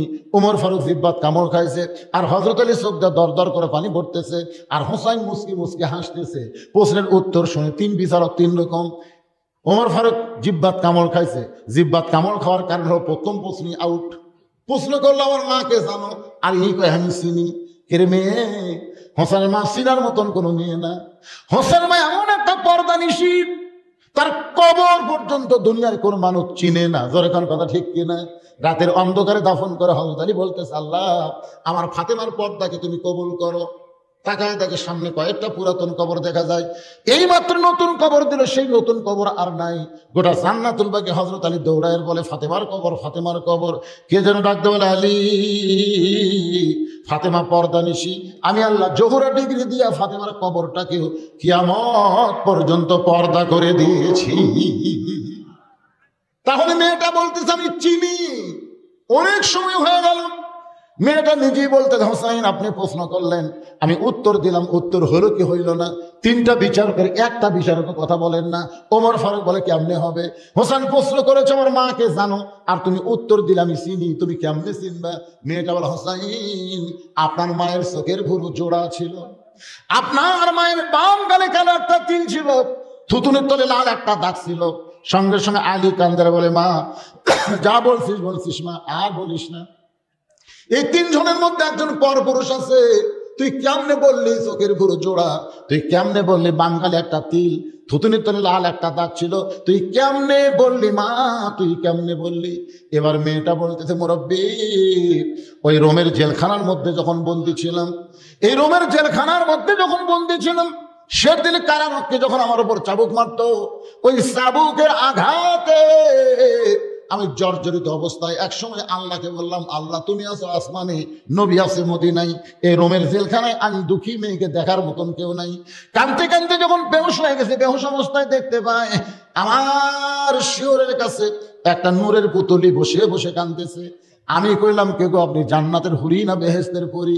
আমার মাথায় হাত দিয়ে বলে মা আমি জান্নাতের হুরিও না বেহেশতের পরিও না, আমি হলাম জগৎ বিখ্যাত মা ফাতেমা, ওই জান্নাতুল বাকি থেকে এসে তোমাকে সান্ত্বনা দেই।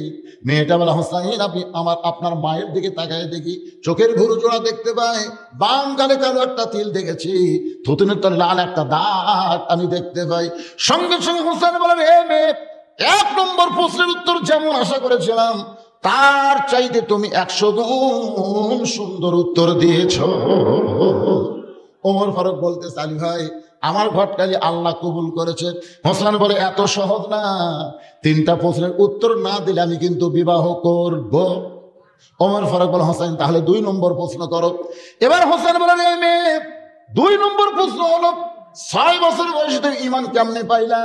তুমি যে কইলা 6 বছর বয়স ঈমান গ্রহণ করে 12 বছর জেলখানায় বন্দী ছিলাম, সকালবেলা 3টা চাবুক, বিকালবেলা 3টা চাবুক মারছে, এই যে তুমি 6 বছর বয়সে ঈমান গ্রহণ করলা, আমার প্রশ্ন হলো 6 বছর বয়সে তুমি ঈমান কোথায় পাইলা? মেয়েটা কান্দে বলে হোসাইন 6 বছর বয়সে ঈমান কেমনে পাইলাম যদি জানতে চান তাহলে শোনেন, আমি দুনিয়ার সাধারণ কোনো মানুষের সন্তান না, আমার দাদা হলো রোম সম্রাট কাইসার। একদিন পড়ন্ত বিকাল বেলায় অন্দর মহলে গিয়ে আমার দাদা বলতেছে নাতি রে আজকে রোমের রাজদরবারে খেলা হবে, তুই কি খেলা দেখতে যাবি? আমি 6 বছরের ছোট্ট বাচ্চা খেলা দেখার জন্য দাদার সঙ্গে আসলাম, কারণ ছোট ছোট বাচ্চারা খেলাধুলা পছন্দ কম করে না বেশি করে? এ ধরে কম করে না বেশি করে? আমাকে প্রায় লোকে বলে হুজুর আমার সন্তান এত খারাপ হয়েছে, মোবাইলের খেলা না দেখলে ভাত খায় না, মোবাইলের গেম চালু করে দিলে তারপরে ভাত খায়। এখনকার বাচ্চারা মোবাইল ছাড়া কান্না থামে না, মোবাইল ছাড়া ভাত খায় না। ধরে কোন কথা ঠিক কিনা? এই বাচ্চাগুলাই দেখেন বাহির দেখেন দৌড়াদৌড়ি করতেছে, বাহির সাইডটা ঘোরাফেরা করতেছে। গ্রামগঞ্জের মানুষ সন্ধ্যার সময় ঘরের মধ্যে মুরগি হাঁস উঠলো কিনা, মেয়েরা কিন্তু লাইট দেখো দেখে সন্ধ্যার সময় হাঁস মুরগি উঠলো কিনা। গ্রামের লোকেরা সন্ধ্যার সময় গোয়াল ঘরে দেখে গরু ছাগল ঠিক মতো উঠলো কিনা। তুমি সন্ধ্যার সময় গরু ছাগল, তুমি সন্ধ্যার সময় হাঁস মুরগি দেখো, কিন্তু এখন রাত 1:45 বাজতেছে, তোমার বাচ্চারা কোথায় দৌড়াদৌড়ি করে, তুমি কি একটা বারো খোঁজা দেখবা না এরা কি হাঁস মুরগি গরু ছাগলের চাইতেও দাম কমে গেল নাকি? আমার কথা কি আপনার বুঝতে পারলেন? তাহলে যারা দৌড়াদৌড়ি করতেছে এদের মুখে রাখতে চায়, পিছন দিকতে চায়, এরা কি মাটি ফেটে বাড়াছে? কথা কর না কেন, মাটি ফেটে এর কি পাপ নাই করে? এই শালা গরম মানুষ করতে পারতেছে না। 7 বছর থেকে তালিম দাও, 10 বছর থেকে ঘাড় ধরো শিখাও। জোরে কোন কথা ঠিক না?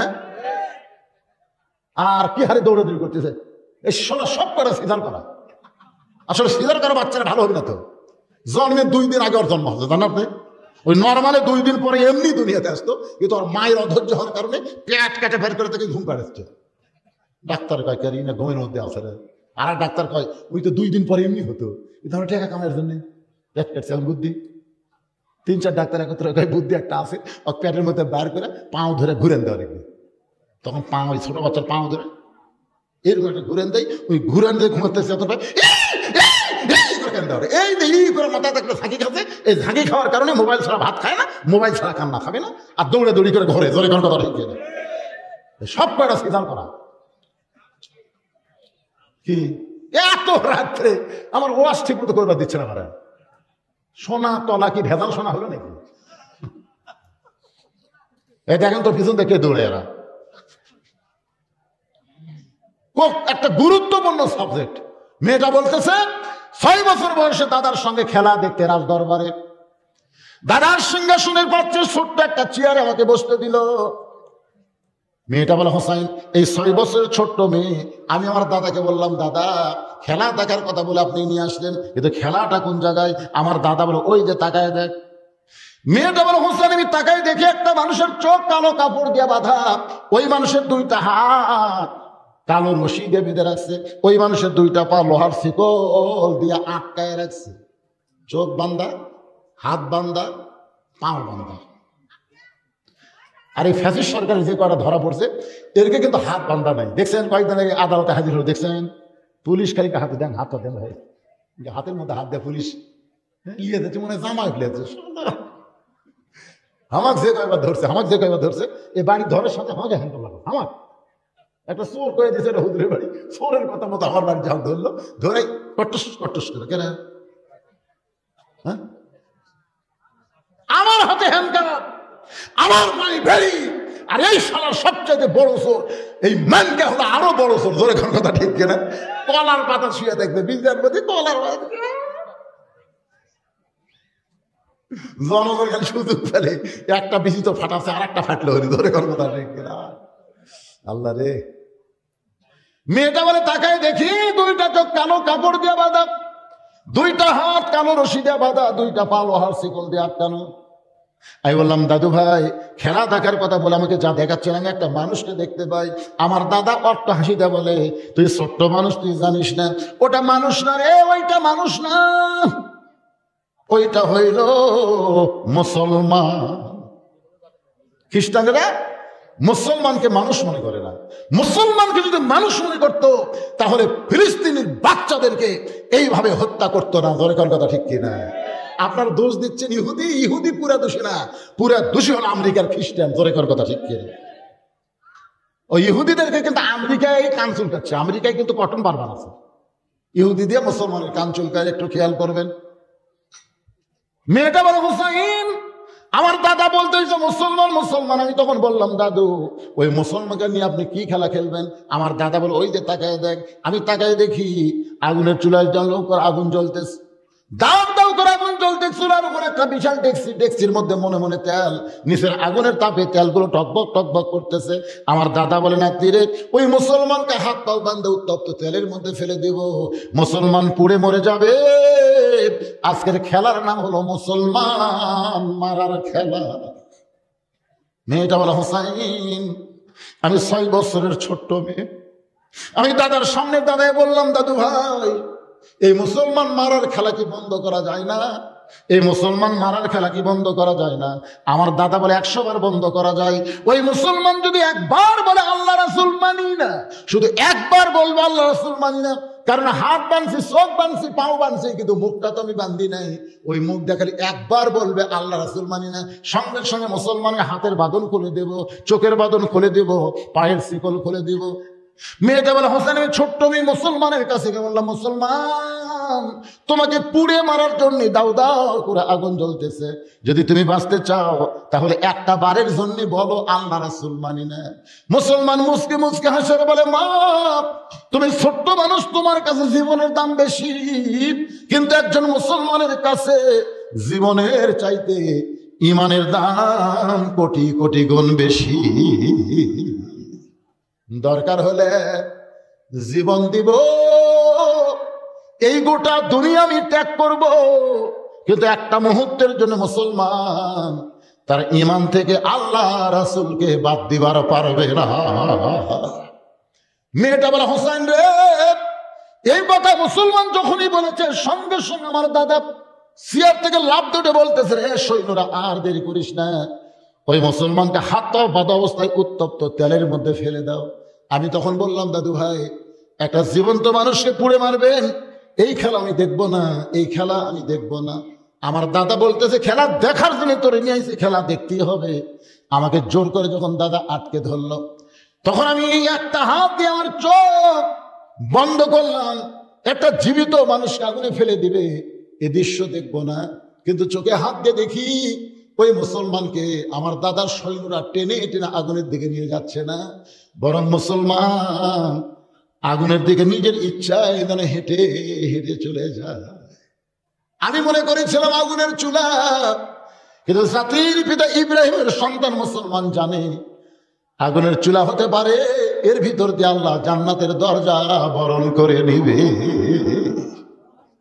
মেয়েটা বলে, হোসাইন রে, একসঙ্গে আগুনের চুলার কাছে যখন চলে গেল, এখন সৈন্যরা ধাক্কা মারবে, ওই মুসলমান উত্তপ্ত তেলের মধ্যে পড়ে যাবে। এমন সময় আমি ডান হাত দিয়ে চোখটা জাপটে ধরলাম। হঠাৎ একটা মধুর সুর আমার কানের মধ্যে চলে আসলো।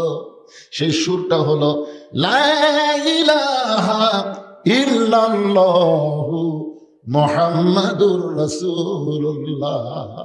আমি তখন দেখি, যদিও হাত দিয়ে চোখ বাঁধা, তারপরে আমি দেখি মুসলমানের দেহ নামক খাঁচাটা উত্তপ্ত তেলের মধ্যে পড়েছে, কিন্তু খাঁচার পাখিটা কে যেন ধরে সবুজ রঙের একটা বাগানে উড়াল দেয়।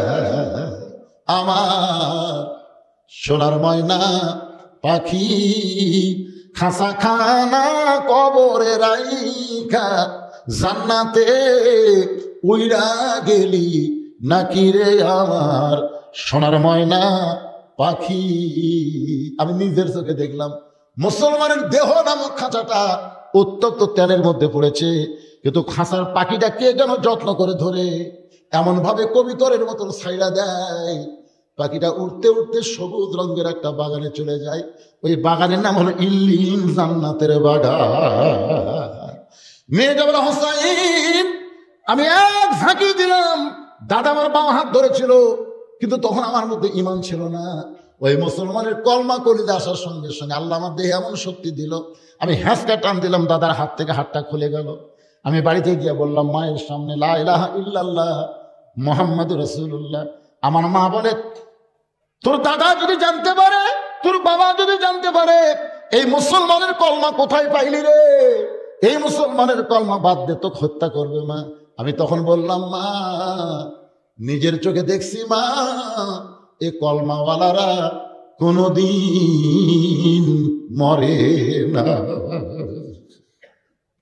নিজের চোখে দেখছি মা, এই কলমাওয়ালার দেহ উত্তপ্ত তেলের মধ্যে পাখি উড়াল দিয়া জান্নাতে চলে যায়। আমি এক দৌড়ে এসে দেখি আমার দাদা সৈন্যদের নিয়ে ওই মরা পড়ে যাওয়া লাশের কাছে আনন্দ মিছিল করতেছে। মনে হয় শাহবাগে আনন্দ মিছিল করতেছে। জোরে কোন কোন জায়গায় আপনারা শাহবাগে আনন্দ মিছিল দেখেননি? যখনই জাতির শ্রেষ্ঠ সন্তানকে ফাঁসি দেওয়া হয়, ওরা তখন আনন্দ মিছিল করে। আমি দেখলাম আমার দাদা সৈন্যদের নিয়ে মিছিল করতেছে। মুসলমান পুরা ছাই হয়ে গেল, মুসলমান পুরা ছাই হয়ে গেল। আমি তখন দাদার সামনে এসে বললাম, কানার ভাগ্যে ধন মিলে না, কানার ভাগ্যে ধন মিলে না, সামনে পড়ে আছে সোনা, কানা দেখতে পাই না, মাটি মনে করে ফাইলা দেয়, মাটি মনে করে ফাইলা দেয়, হাতে তুলে নেয় না, কানার ভাগ্যে ধন মিলে না। আসলে বাংলাদেশের মুসলমান হলো কানার দেখ, এই জন্য কোরআনের গুরুত্ব কম, আগডুম বাগডুমের গুরুত্ব বেশি। তোর এখন কথা ঠিক কিনা? কানার ভাগ্যে ধন মিলবে, সামনে পড়ে আসে শোনা, কানাকে দেখতে পাই না, মাটি মনে করে ফেলে দেয়, মাটি রে, কোরআন শরীফ কি মাটি, হাতে তুলে নেয় না। মেয়েটা বলে, দাদা কানা হয়ে আনন্দ করতেছেন, মুসলমানের দেহ পুড়তে পারে, কিন্তু মুসলমানের পাখি এখন জান্নাতে ঘুরতেছে। আমার দাদা কয়, তুই আমার নাতি হয়ে তুই মরা মুসলমানের পক্ষ নিলি কেন? আমি তখন বললাম, দাদা ওই মুসলমান মারা যায় নাই, ওই মুসলমান আর একজন মুসলমান তৈরি করে বিদায় দিয়েছে। ওই মুসলমানের যাওয়া দেখে আমি নিজে ঈমান গ্রহণ করেছি। আমার দাদা মাথার চুল টেনে কয়, এরা কি জাত রে, এরা চলে যায় আরো 10টা বাইনে থেকে যায়। আপনার বলেন তো পৃথিবীতে মুসলমান দিন দিন কমতেছে না বাড়তেছে? তোরা যতই ফিলিস্তিন মার, কাশ্মীরত মার, যতই মার, বারাক হোসেন ওবামা আমেরিকার সাবেক প্রেসিডেন্ট বলে গেছে 2040 সালের মধ্যে গোটা পৃথিবীতে মুসলমানের সংখ্যা সব চাইতে বেশি হয়ে যাবে। সুবহানাল্লাহ জোরে কর। হ্যাঁ, ইনশাল্লাহ না, হয়ে যাচ্ছে।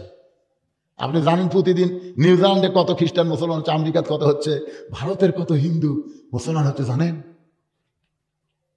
এরা দিন দিন কিন্তু বাড়তিছে।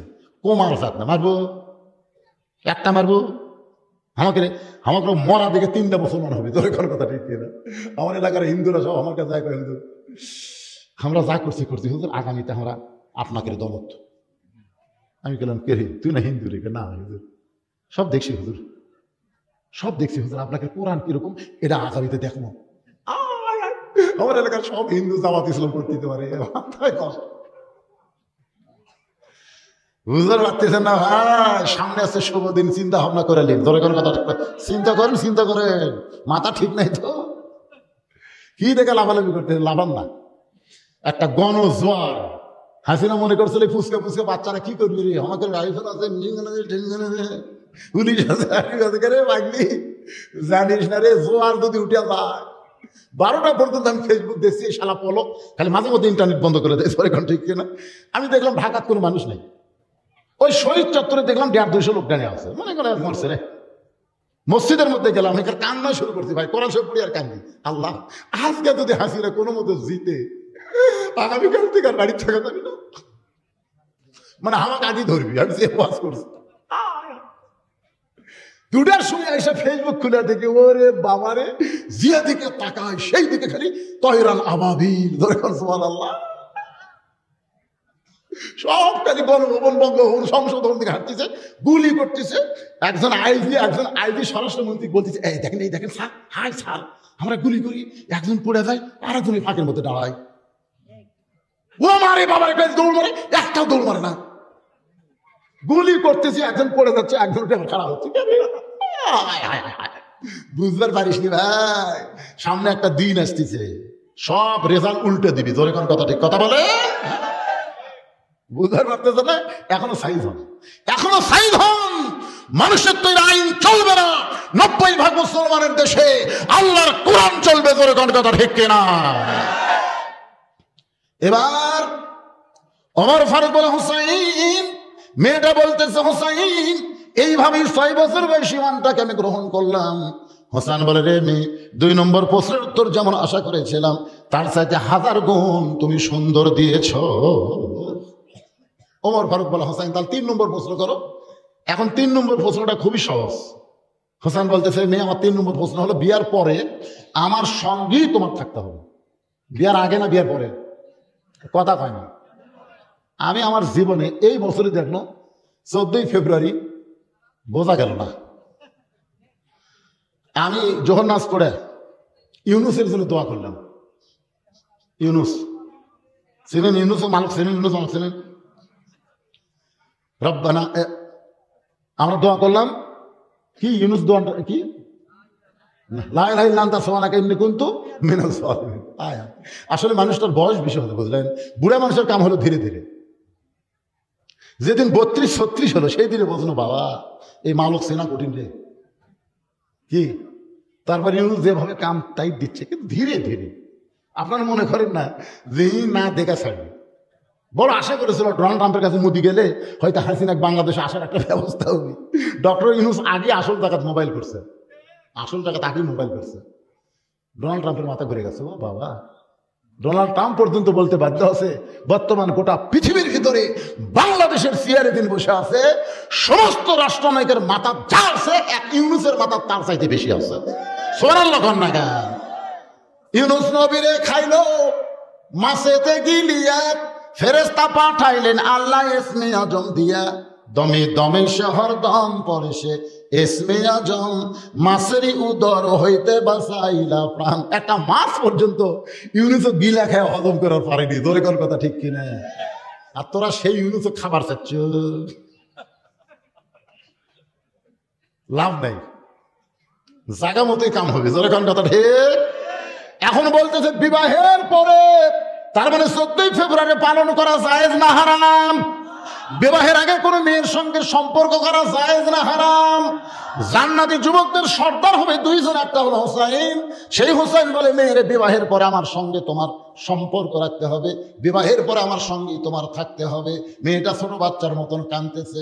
ওমর ফারুক বলে, মা তুমি বলে দাও বিবাহের পর আপনার সঙ্গেই থাকবো। মেয়েটা বলে, আমিরুল মুমিনিন, এমন সস্তা কথা বললে হুসাইন পছন্দ করবে না, এগুলো কথা বলে হুসাইনের মন গলান যাবে না। ওমর ফারুক বলে, মা তাহলে তুমি কি বলবার চাও? মেয়েটা বলে, হুসাইন, আয়ুব নামে একজন নবী ছিল। আয়ুব নবী এক সময় বাদশা ছিল, অনেকগুলো বিবি ছিল, বাদশার অনেক বাড়ি ঘর ছিল, সহায় সম্পত্তি, চাকর নাকর অনেক কিছুই ছিল। কিন্তু আয়ুব নবী যখন অসুস্থ হয়ে গেল, এমন অসুস্থ হলো দেহের মধ্যে পচন ধরলো, দেহের যখন দুর্গন্ধ শুরু হলো, তার বাদশাহী চলে গেল, তার রাজত্ব চলে গেল, তার চাকর নগর সবাই চলে গেল। এমন দেহের দুর্গন্ধ, যতগুলো বউ ছিল সব বউ আয়ুব নবীকে ছেড়ে চলে গেল। আয়ুব নবীকে লোকালয় থেকে জঙ্গলের মধ্যে ফেলে দিয়ে আসলো। কেউ যখন আয়ুব নবীর সঙ্গে নাই, এমন সময় একজন বিবি, নাম হলো রহিমা। ওই রহিমা আয়ুব নবীর ছাড়ে নাই। হুসাইন, বিবাহের পরে রহিমার মতো আমি আপনার সঙ্গে সুখে দুঃখে সব সময় থাকতে চাই।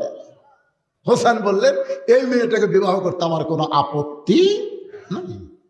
আজকের আলোচনার ভিতর দিয়ে আমি সব কথাই বলেছি, আন্দোলনের কথা বলেছি, দানের কথা বলেছি, পর্দার কথা বলেছি, ইবাদতের কথা বলেছি, কোরআন বিজয়ের কথা বলেছি। প্রত্যেকটা কথা বক্তা এবং শ্রোতা সকলকে আল্লাহ আমল করার তৌফিক দান করো। সকলে বলে আল্লাহুম্মা আমিন। আস্তাগফিরুল্লাহ রাব্বি মিন কুল্লি জামবি ওয়া আতুবু ইলাইহি লা হাওলা ওয়া লা কুওয়াতা ইল্লা বিল্লাহিল আলিয়্যিল আযীম। আল্লাহুম্মা সাল্লি আলা মুহাম্মাদ, আল্লাহুম্মা বারিক আলা মুহাম্মাদ। আপনারা যে আগে লাভ ধরে চলে যাচ্ছেন, আপনারা যে আগে বাড়ি যাওয়ার পারবেন তার গ্যারান্টি দেন তো। এই যারা লাভ দিয়ে উঠলেন, আপনি বাড়ি যাওয়ার পারবেন তার গ্যারান্টি দিয়ে ওঠেন। দৌড় মারতেছে কেন? বাংলা ঘাটার মধ্যে 2 টাকায় পড়ে হাসপাতাল যাওয়া লাগবে। তখন আপনার কি বাড়ি যাবেন না হাসপাতালে যাবেন? তো বাড়ির যদি যাবার চান, তাই মজাটা করে যান। একটা পর্যন্ত ওয়াজ শুনলেন, একটা। আমি আমার এই গোটা সিজনে এত লম্বা ওয়াজ কোনোদিন করিনি, আজকেই করলাম, আজকেই করলাম। এত লম্বা ওয়াজ কোনোদিন করিনি, একটা পর্যন্ত ওয়াজ করতেছে। 12টার পর আমি কোনো কথাই করি না, যে ভিডিও বানানোর সাক্ষী। 1.5 ঘন্টা, 1 ঘন্টা 40 মিনিট উদ্দে। খালি আপনাকে শোনার চেহারা দেখে এতই ভালো লাগলো, যার কারণে আজকে সময় কোন দিক দিয়ে গেল বোঝাই গেল। একটা দোয়া হবে ভাই, আর দোয়া হলো মাতারে, দোয়া হলো মুখ্যলিবাদ। এই জন্য সকলেই ইস্তেগফার পড়ে, আস্তাগফিরুল্লাহ পড়ে, আস্তাগফিরুল্লাহ রাব্বি মিন কুল্লি জামবি ওয়া আতুবু ইলাইহি। আল্লাহুম্মা আমিন। আল্লাহুম্মা আনতাস সালাম ওয়া মিনকাস সালাম, তাবারাকতা ইয়া যাল জালালি ওয়াল ইকরাম। আল্লাহ দাউদপুর মিয়া বাড়ায়, আল্লাহ আজকে জান্নাতের বাগান লেগেছে। ও মাবুদ, তোমার নবীর এতিম মাদ্রাসা, তোমার ঘর মসজিদকে কেন্দ্র করে মেহেরবানি করে আজকের মাহফিল আমাদের সকলের হেদায়েতের জন্য, নাজাতের জন্য, জান্নাতের জন্য কবুল করো। এই মাহফিলের শুরু থেকে শেষ পর্যন্ত যতটুকু আলোচনা হয়েছে, আল্লাহর মধ্যে যদি ত্রুটি হয়, ভুল হয়, মাফ করে দিও। এর যা হাদিয়া মঞ্জুর করো। সোনার মদিনায় নবী পাকের রওজা মুবারকে আল্লাহ কবুল করে নাও। তামাম আম্বিয়ায়ে কেরাম, আসহাবে কেরাম, তাবিঈন কেরাম, তাবিঈন কেরাম, তামাম পৃথিবীর মাটির নিচে যত মুমিন মুমিনাত আছে, আল্লাহ সকলের আরওয়াহ হাদিয়া কবুল করো। মাবুদ, আমরা যারা হাত তুলেছি, আমাদের জনম দুঃখী মা বাবা যাদের কবরে চলে গেছে, আল্লাহ মেহেরবানি করে মা বাবার কবরকে জান্নাতের টুকরা বানায় দাও। আমাদের দাদা দাদি, নানা নানি, আত্মীয় স্বজন, শ্বশুর শাশুড়ি যাদের কবরে গেছে, আল্লাহ কবরবাসীদের মাফ করে দাও। আল্লাহ, যারা কষ্ট করে মেহনত করে হাজার হাজার টাকা খরচ করে আজকের জান্নাতের বাগান লাগাইছে, আল্লাহ মিয়া পাড়ার উপরে রহমত আর বরকতের দরজা খুলে দাও। আল্লাহ, যে আল্লাহ নবীর নামে মাদ্রাসা, তার রূহ মুবারকে হাদিয়া কবুল করো। আমার মা বোনেরা পর্দার অন্তরে বসে বসে শুনেছে, আমি রাসালিয়া পর্দা নিচে কবুল করে মা ফাতেমার চরিত্র দান করো। আজকের মাহফিলের সম্মানিত সভাপতি, যার বিজ্ঞাপনের নাম অসুস্থ, তাকে সুস্থতার নিয়ামত দান করো। আর যিনি সভাপতির আসনে কবুল করেছ, আল্লাহ তাকে তুমি জান্নাতি মানুষ কবুল করে নাও। আজকের মাহফিলের সম্মানিত প্রধান অতিথি, বিশেষ অতিথি, সম্মানিত সুধীজন আলেম ওলামা, হাফেজ, হাজী সাহেব, মুরব্বী, ইমাম, মুয়াজ্জিন, কোরআনের তালবে ইলম, এই মাদ্রাসার মুহতামিম, মাদ্রাসার ওস্তাদ, মাদ্রাসার তালবে ইলম যাদের মাথায় পাগড়ি দেওয়া হলো, আল্লাহ তাদের সকলকে হক্কানি হাফেজ আলেম হিসাবে কবুল করে নাও। আল্লাহ তোমার নবীর ঘরকে কেন্দ্র করে নগদে বাগিতে আজকে যারা দান করলো, এই দানগুলোকে জান্নাতের বিনিময়ে আল্লাহ তুমি কবুল করে নাও। আমি অসুস্থ, আমার মতো অসুস্থ অবস্থায় যারা হাত তুলেছে, সুস্থতার নিয়ামত দান করে দাও। গোটা পৃথিবীর মুসলমানকে আল্লাহ তুমি হেফাজত করো। বাংলার জমিনে কোরআনের বিজয় দাও। মৃত্যুর সময় আমাদের জবানে জারি করে দিও লা ইলাহা ইল্লাল্লাহু মুহাম্মাদুর রাসূলুল্লাহ সাল্লাল্লাহু আলাইহি ওয়াসাল্লাম। আসসালামু আলাইকুম ওয়া রাহমাতুল্লাহি ওয়া বারাকাতুহু।